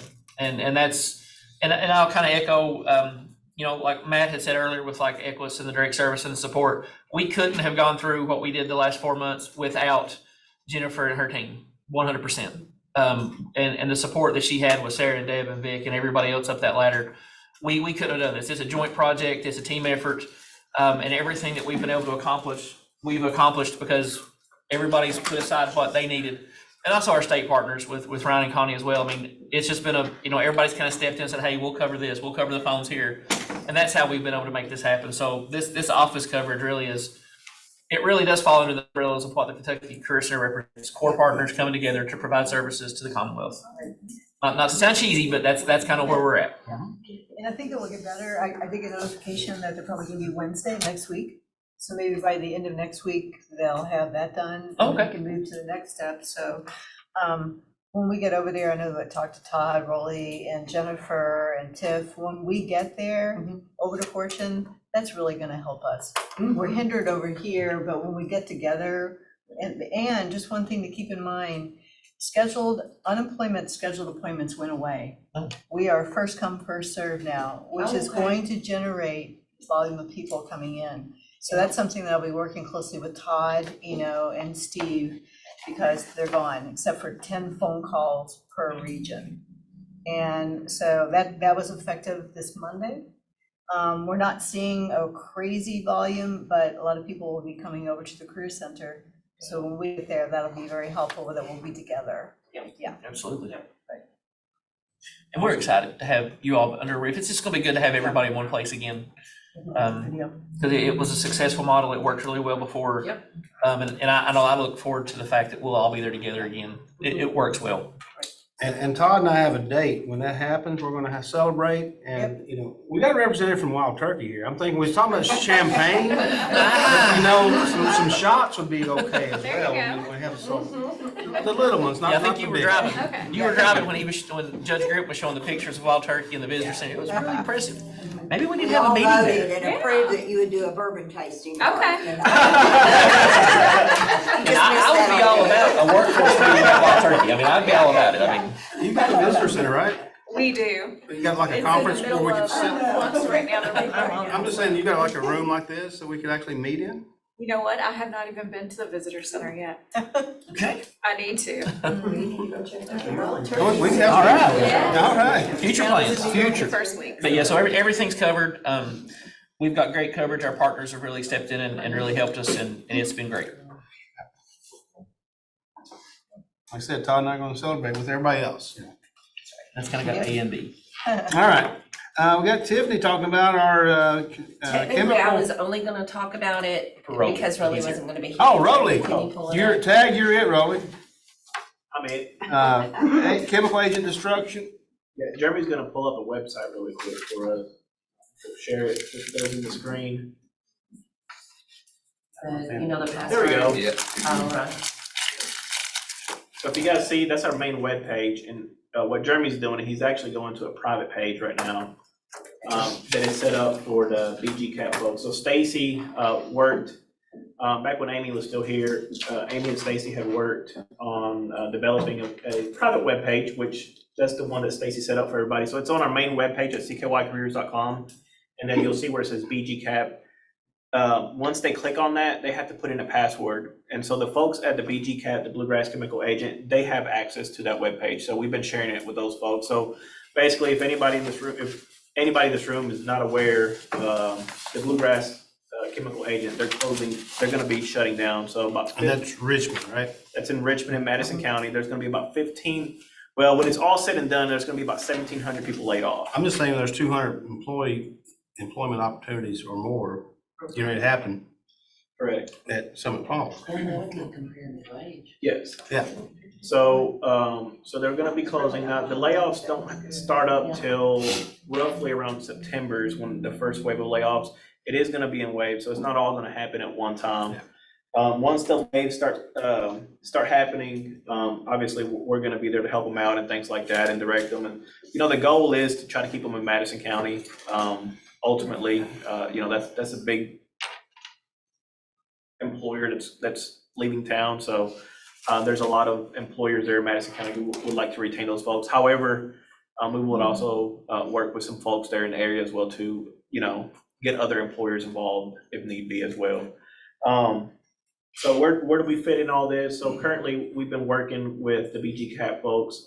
Like I said, there's a web page there for them that Stacy had worked on. They have access to a whole lot of information of what's available out here in the community. So they have access to the services. They have access to other things that we've set up for them. So for instance, at the Kentucky Career Center in Richmond, Allie, one of the talent development specialists, she's actually opened up her Fridays that she's providing resume workshops. So every Friday she's there and she can provide resume workshops for those folks that have been there for a while. which is key because, you know, those people have been there for a long time. They haven't dusted off the resume for a while. Jeremy and Robin have been working on doing a computer class that Jeremy's been teaching. There hasn't been a whole lot of people sign up for those. So Stacy and Jeremy got together and they pre-recorded some of these trainings. So now they have access to go to those pre-recordings until things pick up. Now, once things pick up, if Jeremy's presence is needed to be in person, then Jeremy will do that.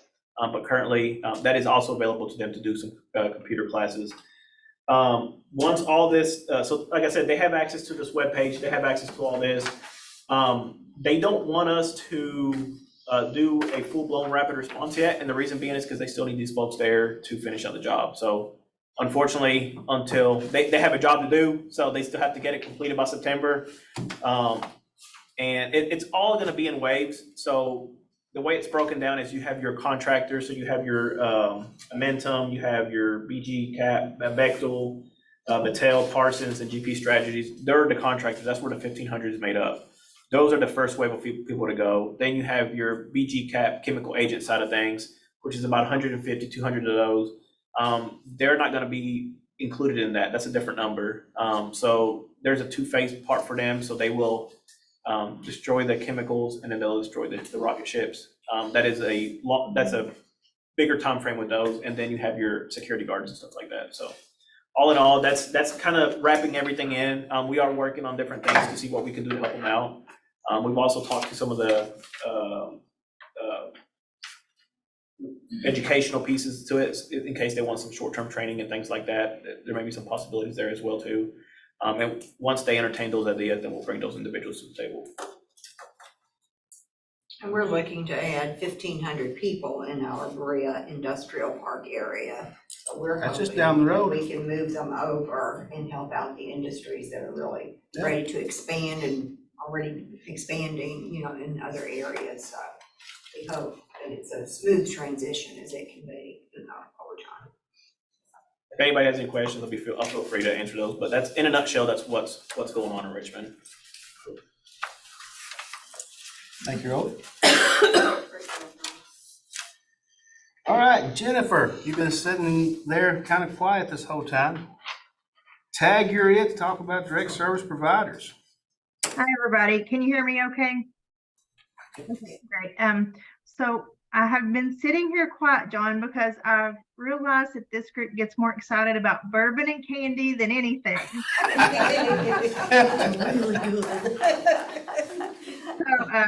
So, good afternoon, everybody. My report for April is super short and simple. You know, as there's no new news to report on that. As you all know, we lost 15 staff in March. And what that essentially meant for us is that we picked up and kept going. We operated in April and May with 5 staff. And it looked simple like this. I took on 233 active caseloads myself, and Kevin took on over 500 follow-up. And Todd took on a ton of events and job fairs and with the help of Broly. And so we had a big puzzle that we had to put back together, and I think we've done a great job, and we could not have done it without the support from the board support team there. I'm on the phone with Tiff almost every day discussing things, and she's guiding me. So certainly we've been given support, and then our Equus leadership team stepped up to the plate and keep stepping up to the plate to support us on every aspect. So we've picked up pieces, we've kept going. And then we had 2 youth case managers that we kept during April and May to serve youth participants. So it's definitely been a challenge. We were up for it. I think we've done a great job. And then we brought on a new case manager in June. So now we have 3 case managers. And as Mike spoke, we will have a 4th in July and a business service. So our team at its max, last year we had 28 direct service staff, and right now we have 6. So huge reduction. We're still happy to serve everybody that walks through our doors. But the report is pretty simple and bland because we're not really doing a lot of outreach. We're operating in these centers with the doors open. Our case managers will go out and meet participants like at BCTC in Anderson or BCTC in Clark County, wherever they need to. But for the most part, we're just keeping these doors open. And then we're providing employability workshop classes 2 times a week, virtual. So anybody that would like to join resume interviewing workshops can do that from their computer through our CKY website. And so still providing services. And that's pretty much what I have. I'll take any questions you all have. Anyone have some questions for Jennifer?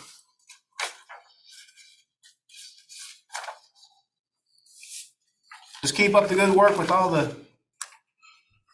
you can do, with all the help that you're getting from everybody else. I appreciate what you're doing. Will do. Thanks. With no questions for Jennifer, we're going to go on to Mr. Blanton to tell us about the one-stop operator report he's got for us. Thanks, Sean. Good afternoon, everybody. Obviously, just echo all Jennifer's comments there. So, we do appreciate all the board support, all of our support from our Equus team. In your report, pretty simple. A lot of what we've been doing is these events. We've not had to cancel any. We've had all the events covered, either by myself, Rolly, or somebody on the board staff, or one of our direct service staff. So April was quite a busy month. We had another 10 or so events in May, but luckily they're kind of winding down. We've just had 2 or 3 during this month of June scheduled. So the events and things are kind of winding down, which is good for us, so we don't have to be pulled in all different directions. We did have a rapid response for Avon protection back in the month of April, and we'll be doing another one here in the month of June. Steve and the folks from CDO were on there. We had the department was on. So another one of those is coming up here in June. Another shameless plug, if you've got a business or an event that you guys want to have on the Community Resource Minute or the Business Minute, I'm happy to schedule that with Stacy. John, we just did one earlier in the month. So if you've got something that you want to share, if you got something you want to share, reach out to myself or Stacy, and we'll get some time scheduled to record one of those. But another little update. Connie may have mentioned it to you. I hopped on the meeting a little late, but the space is basically all finished next door, aside from the floor and the ceiling. Once the state's Office of Technology comes out and pulls their internet wires, they will put the grid ceiling back in, put the floors down, and they'll be ready to move in. So hopefully that's sooner than later. And building was just sold to some new ownership. They came by, I met with them yesterday for a couple of minutes. They don't expect anything to change as far as the lease or anything, but they are wanting us to hurry up and get moved in so they can start collecting some rent. I'm looking forward to Connie and their folks moving in. I'm looking forward to having some customers that are regularly walking in the office. So whenever that happens, we definitely will have a grand opening and celebrate us finally being back under one roof. But absolutely, I'll be glad to take any questions that you have. Anybody got questions for Todd?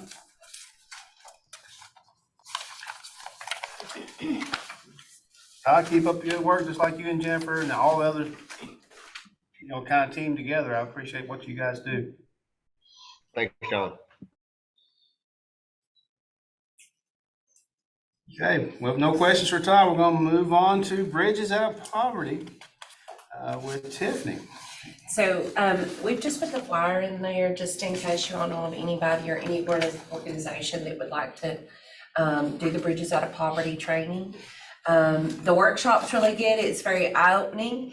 Whenever I first went through the Bridges Out of Poverty, I had a few moments that I was ashamed of some of the thoughts that I had, right? Just because it's the things of bringing to light of why don't those people just get a job? Why don't they just get this? Why don't they just do that? With Bridges Out of Poverty, it really makes you look at the why, right? So we've got that in there. If you all know of anybody, if you're all organizations want to do it or anything like that, or anybody, just have them reach out and talk to me. I know I'm doing it with Amy's group of people, at the end of this month here in Fayette You know, that, County, so. the last year's trainer was that, and my eyes were opened to a lot of stuff. Yeah. A lot of good conversation with the group that was in my table. Yeah. It talks about like the aha moments, but Yes. I had some shame moments, because it's just, why they don't do that with their tax money? Why don't they put it back? Right, so whenever I went through it, it's good though. I love it. Tiffany, how long is the training? Okay, listen, the reality is, if you want a good one, it needs to be at least 4 hours. I can smush it together, but it's not gonna be as good. And we had talked about, getting everything set up to where like once a quarter, we just have a sign-up sheet there at the Lexington Career Center to do it in the conference room. So, we talked about doing that before Amy left, and then it kind of just got put to the back burner, but look at that again. Just out of curiosity, just if I can, how many people in here have actually been through the Bridges Out of Poverty training? Well, I'm not sure if that was a full training, but last year was. It's phenomenal for the work that our collective groups here do. As you interact with individuals that come in, as Tiff said, you do find sometimes you have some biases and you have some stereotypes and perceptions that this training. I know Stacy and I went to the Danville Library 3 or 4 years ago and went through Bridges Out of Poverty training, and it really does open your eyes, and it changes the lens that you view the people that come through the doors of the Career Center that we come in contact. It really it puts it in a different perspective for you. I highly recommend any of you all that are interested. And having family members and growing up with a lot of the same priorities as shown, you understand a little bit more about your own, family and friends.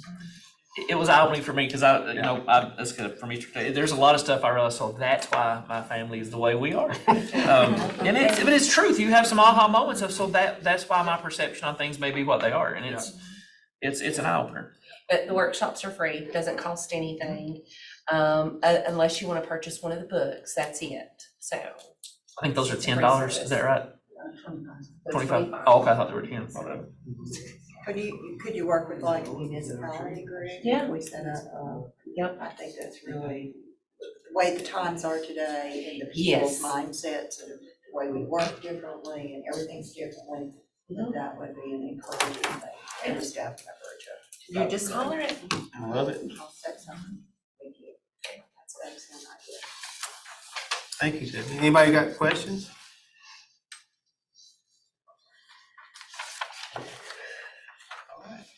Thank you, Tiffany. Thank you so much. And again, happy birthday for a second time. There will be tacos and tequila this evening. Hey. All right. We got our Transfer VR program update. So I'm just going to say a little bit before I turn it over to Jeremy and put him on the spot about it. But the Transfer VR, the Oculus, they have been phenomenal. The outpouring of support we have seen from our partners. We've been to high schools. Jeremy's been to high schools, colleges, employers, recovery houses, libraries, just about everywhere that will have us. Just over the last about 6 months, we've had over 300 unique users. We've probably completed now, I'd say, over 500 simulations. And the request for this just keeps growing. At one of our last full board meetings for the ad, one of the judges was there from one of the counties, and he had Rolly and Jeremy both ended up going up to the county and doing like a job fair at the high school, also with the demonstrations. The employers that we've done this with have loved it. We're actually scheduled. Jeremy's going to be on a road warrior the next few weeks. We're partnering. We're going to be participating with BCTC has a summer healthcare that they do Aaron, you can probably help better with this. I'm getting the name of it wrong, but it's at Winchester, Lexington, and Danville. Yep. And they have high school students, freshman, sophomore next week, I think, and then the week after that is like juniors and seniors. So Jeremy's going to be going out to each of the campuses there each day to do some presentations to let those healthcare students do some of the simulations. So this is something that we can bring out to any of your areas, any of the businesses, your high schools. Our goal is to get into all 17 schools or all 17 counties. We want to get at least in one school at every county this year. Jeremy, do you want to kind of give Yeah, I mean, I think you covered just about everything. As for the BCTC, the summer camp, I just met with a group of them today to kind of finalize the details. But yeah, so we're going to go out one day to each of the locations next week, and we're going to set up all 5 devices and let them all get some experience with it and try out the simulations within healthcare. Transfer actually just added a new update and added some new simulations. So there's actually going to be 11 total healthcare simulations that they can pick from for next week. I'm going to get the devices updated this week so that they'll all be available to them. Yeah, we would love to come out to all the counties and get into all the schools and you know, just email me if you want to schedule any time for it. Rave reviews from the experiences I've had with him. Just want you to understand that he's been with some of the tag team with me and the kids. I'm trying to talk to them. They won't come play with him.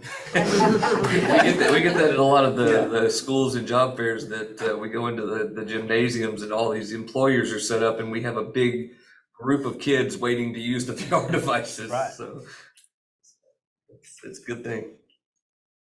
And that's something we could absolutely include in one of the future board meetings. If you wanted to, we could actually have a couple of devices set up. So maybe before the meeting, after the meeting, if you all wanted to test them out. I mean, you know, Connie, you might want to do the welding.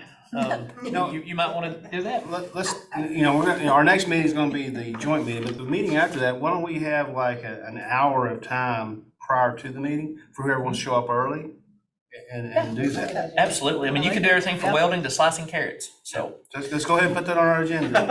An hour of time prior to the meeting start for anybody who wants to play with. Like it. Sounds good. Be great. And then it's fun for the people who are not actually. Oh, it's hilarious. You know, to watch the adults stumble around and you know. I'll actually, if we want to do it in here, I'll actually cast it up here on the. Oh, that would be great. And everybody can see what you're doing. So. Yeah. The kids love to see their teachers do it. Yes. So it's. Yeah, I made the comment today. I said, when a teacher puts one of these things on, you have more camera angles than in the Matrix. Like, I mean, 50 cameras in every direction. It's crazy. It's fun. Any questions about the transfer VR program? Just reach out to Jeremy or anyone here to get with Jeremy. Okay, our board membership list. I'm going to tag Stacy on this. Got some. All right. You'll see in the list that there are 3 names highlighted. Those are the 3 that are expiring this year. Ryan, I believe it's sitting in the conference room. Yours will be up for renewal this year. I hope you'll stay on, but I'll be in contact with you about that. Daniel King is the other. Donna, you're also there. We have already, we're just about complete with the process on yours. We're just waiting for one of the Cleos to return his signature. But once that is done, your placement, thank you so much for agreeing to stay on. You're such a wonderful board member to have, so supportive of us. So we're so happy to have you stick around with us. But that's just, in the past, we've had, you guys have asked for just regular updates on board membership. So we've decided to include that one, just to let everybody know. We can actually see the term numbers here and see who the OGs are, right? Starts with you, John. Yeah, I'm there. We got Dolly and we got Matt. Yeah. I prefer the term either veteran or mentor. So that's how I look at you guys. You're the veterans or the mentors. Definitely veterans. You guys have been through some stuff with us. Yeah. Now, Stacy, you got to remember that he's had a plate full of candy. Oh, yes. And I think there was bourbon infused with it, so very much. So we're just old, aren't we, John? That's right. But Ryan and I serve on 2 boards. Yeah. So you might have a cop there. Yeah, we serve on You 2 started in boards. 2015, didn't you? On this Here, board? yes. Yeah, I did too. Yeah. Yeah. Back in the old Yeah. Old fun days. Never everybody call those days fun, but okay. Well, sarcastic stuff. More candy should have been said. Or just straight bourbon at those meetings, I think. Yeah. Yes. One to whenever. Stacy, you're still on the docket here to talk about our strategic plan and what our report on that is. Okay, that I just wanted to highlight the fact that that's in your packet to look at. Despite the fact that we have had a reduction in staff, we're still pretty good about meeting our goals. A lot of the goals, we were either ahead or on target prior to the reduction of staff. So we're still in a really good position. There are some things, the joint training this year is going to highlight the revamping of it because we are hitting the midpoint for the strategic plan. So thankfully EKU has agreed to come back in. So they'll be doing that during the joint training so we can revisit some of the things that we're just, for whatever reason, either for funding issues or just us, being overly excited about establishing some goals we just haven't been able to reach. So we're gonna be looking at that. But overall, that's just an information thing for you that I wanted to make sure you guys could take a look at.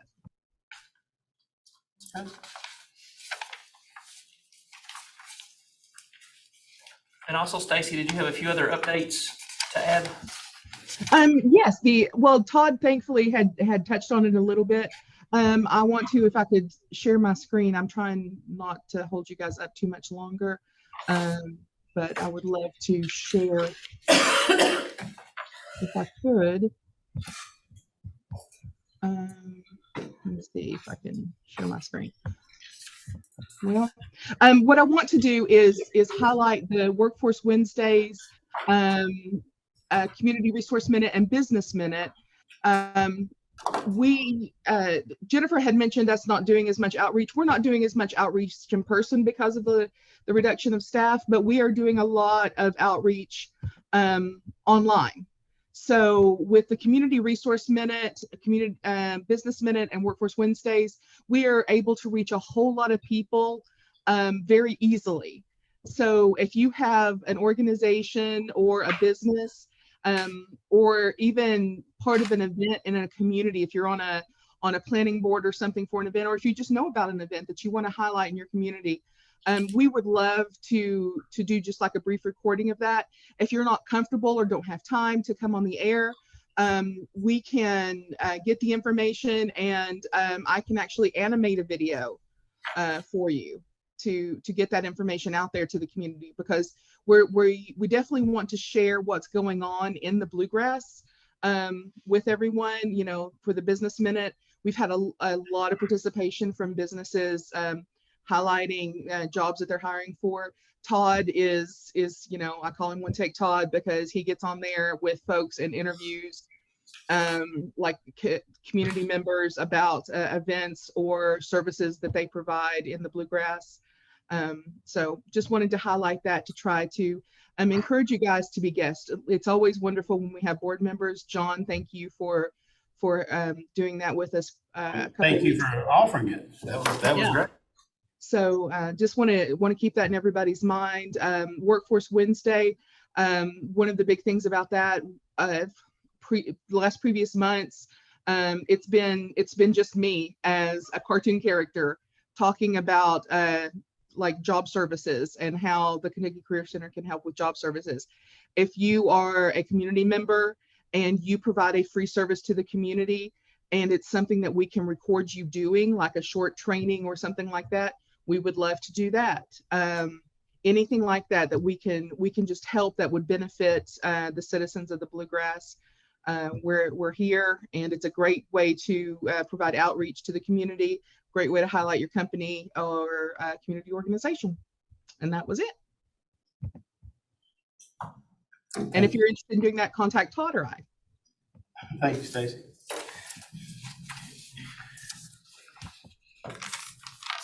Okay, our last thing here was YouTube success story, right? Do we have that queued up? We can see this. Also, people probably had to kick out of here because of the time, but I think this is the longest meeting we've had in a while. But we had a lot of good discussion to talk about, and we still got some other things. Go ahead. What's this success story?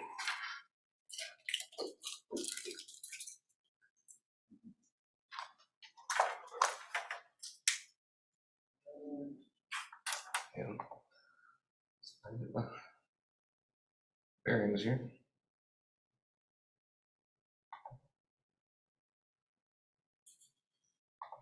I don't know his name. I've seen his name before.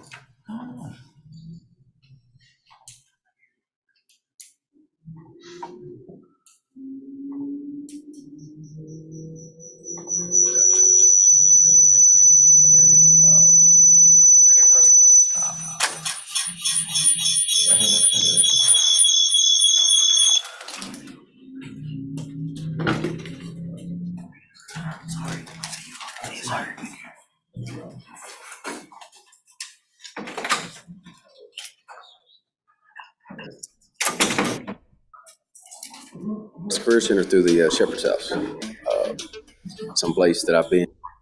All right, we got some volume.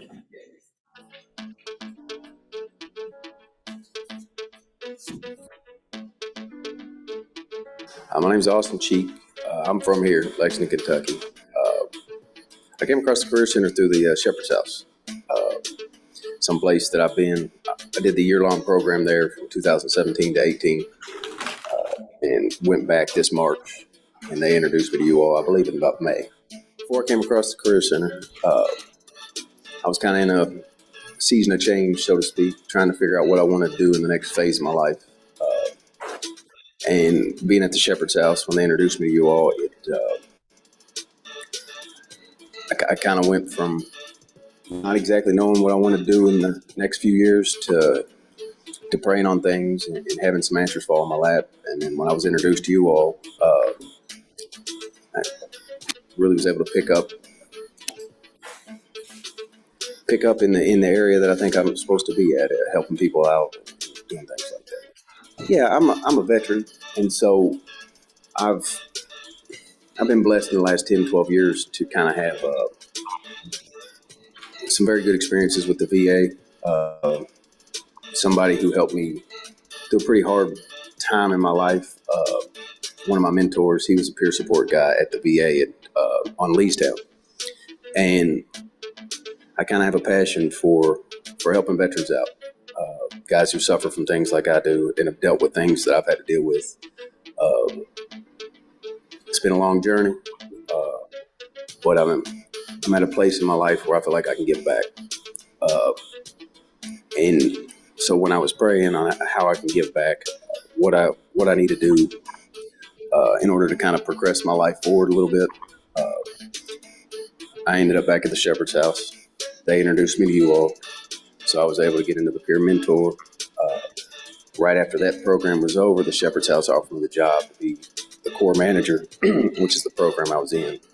So I've been doing that for 2 or 3 months. Then one of my mentors offered to pay for a peer support class, which I just completed Sunday. So, and now I have an interview at the VA in 2 or 3 weeks. So hopefully I'll be able to take the position of the guy who helped me back 4 or 5 years ago. What a peer support specialist looks like to me is just somebody who, depending on what you're going through, like for me, it was PTSD and substance abuse. What the peer support specialist in my life did was it was somebody I could lay eyes on. And it's great to talk to professionals and get advice from them. But a peer support specialist is somebody who's walked down the same roads I've walked down. They fought the same demons I've fought, and they've come out the other side. So they can tell me how this practical knowledge that I'm getting, how they applied it in their life. And, it's important because it's one thing to hear it from somebody who hadn't experienced what I've experienced, and to try to figure out how to apply that in my life to maximize the information I'm getting. To me, peer support is just somebody who can tell me that this stuff works.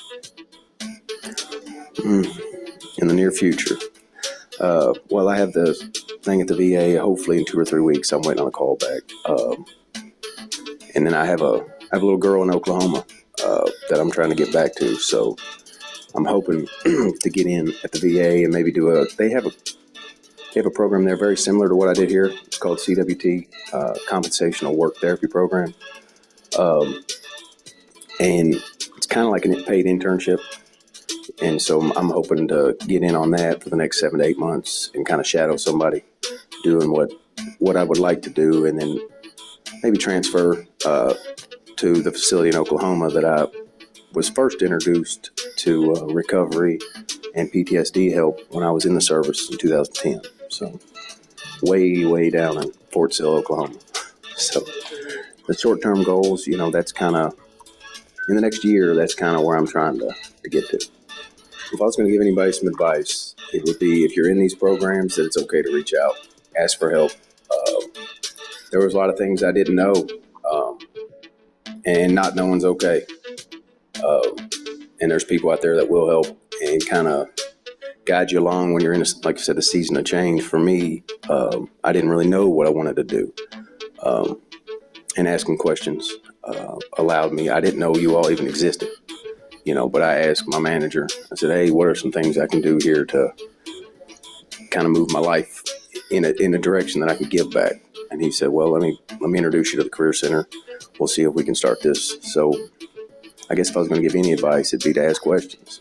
You don't know what you don't know. So the Career Center afforded me a 4 or 5 month, 30-hour-a-week job that really suited my schedule, so that I could also have my little girl all summer. And we were able to go to the pool every day, and on the weekends, my mom would watch her, which she likes to play grandma anyway, so that was a blessing.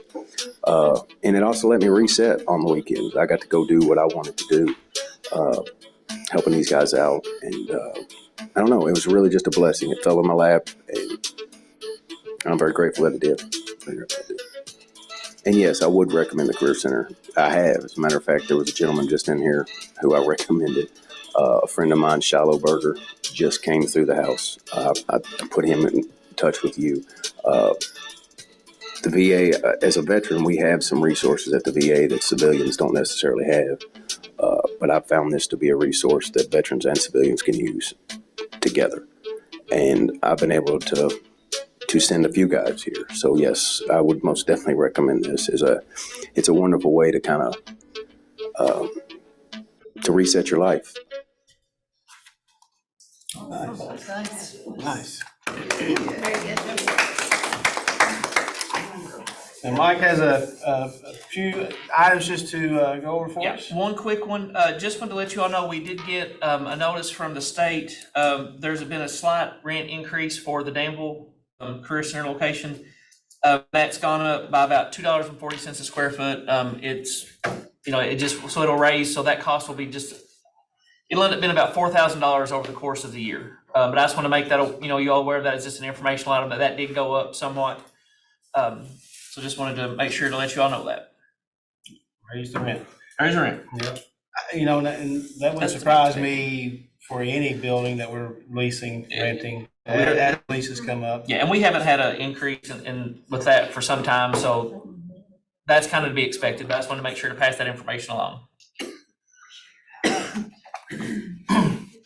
Okay, anybody got any good stories or want to look for a motion to adjourn this meeting today? It's 3:45 today.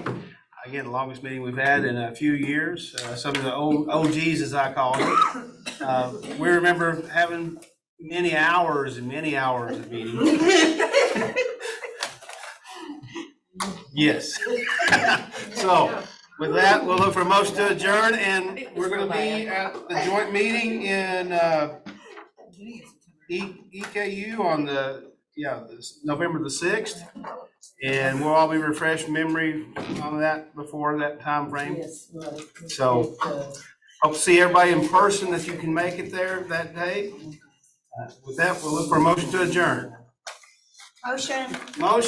A second? Second. Second from Micah. Everybody have a great rest of the time till I see you again.